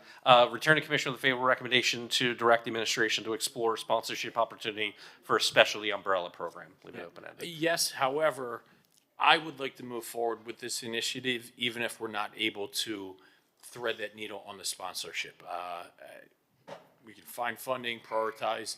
That would be icing on the cake or rosé on the pie, whatever. But let's bifurcate those two different things. I don't want this program to be contingent on having to go out and find sponsorship. I think that would be icing on the cake if we're able to do so. We can have it two-poll, let's have it, return to commission with a favorable recommendation to explore sponsorship opportunity for specialty umbrella program, and to develop a budget enhancement to be considered during the 26 budget process. If I may, through the chair, since we gave you a menu of options, what would you like for the funding options to be, so we can submit that as part of the fiscal 26 budget? Do you have any visuals of what that could? We can certainly bring that back. I mean, definitely on 13th Street, having 100 umbrellas would make a great impact. Yeah. Okay, so let's go forward with that. Do you know how many umbrellas are on your average beach now? Far more than that or not. And I'm just looking at a, microcosm of Loomis, and it's anywhere from 600, but it could be so much more. Okay, but that's across all of Loomis Park, that's 10 blocks. So let's go with 100, Okay.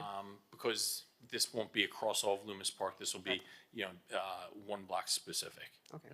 Who's making that motion? I'll make it. Okay, and second?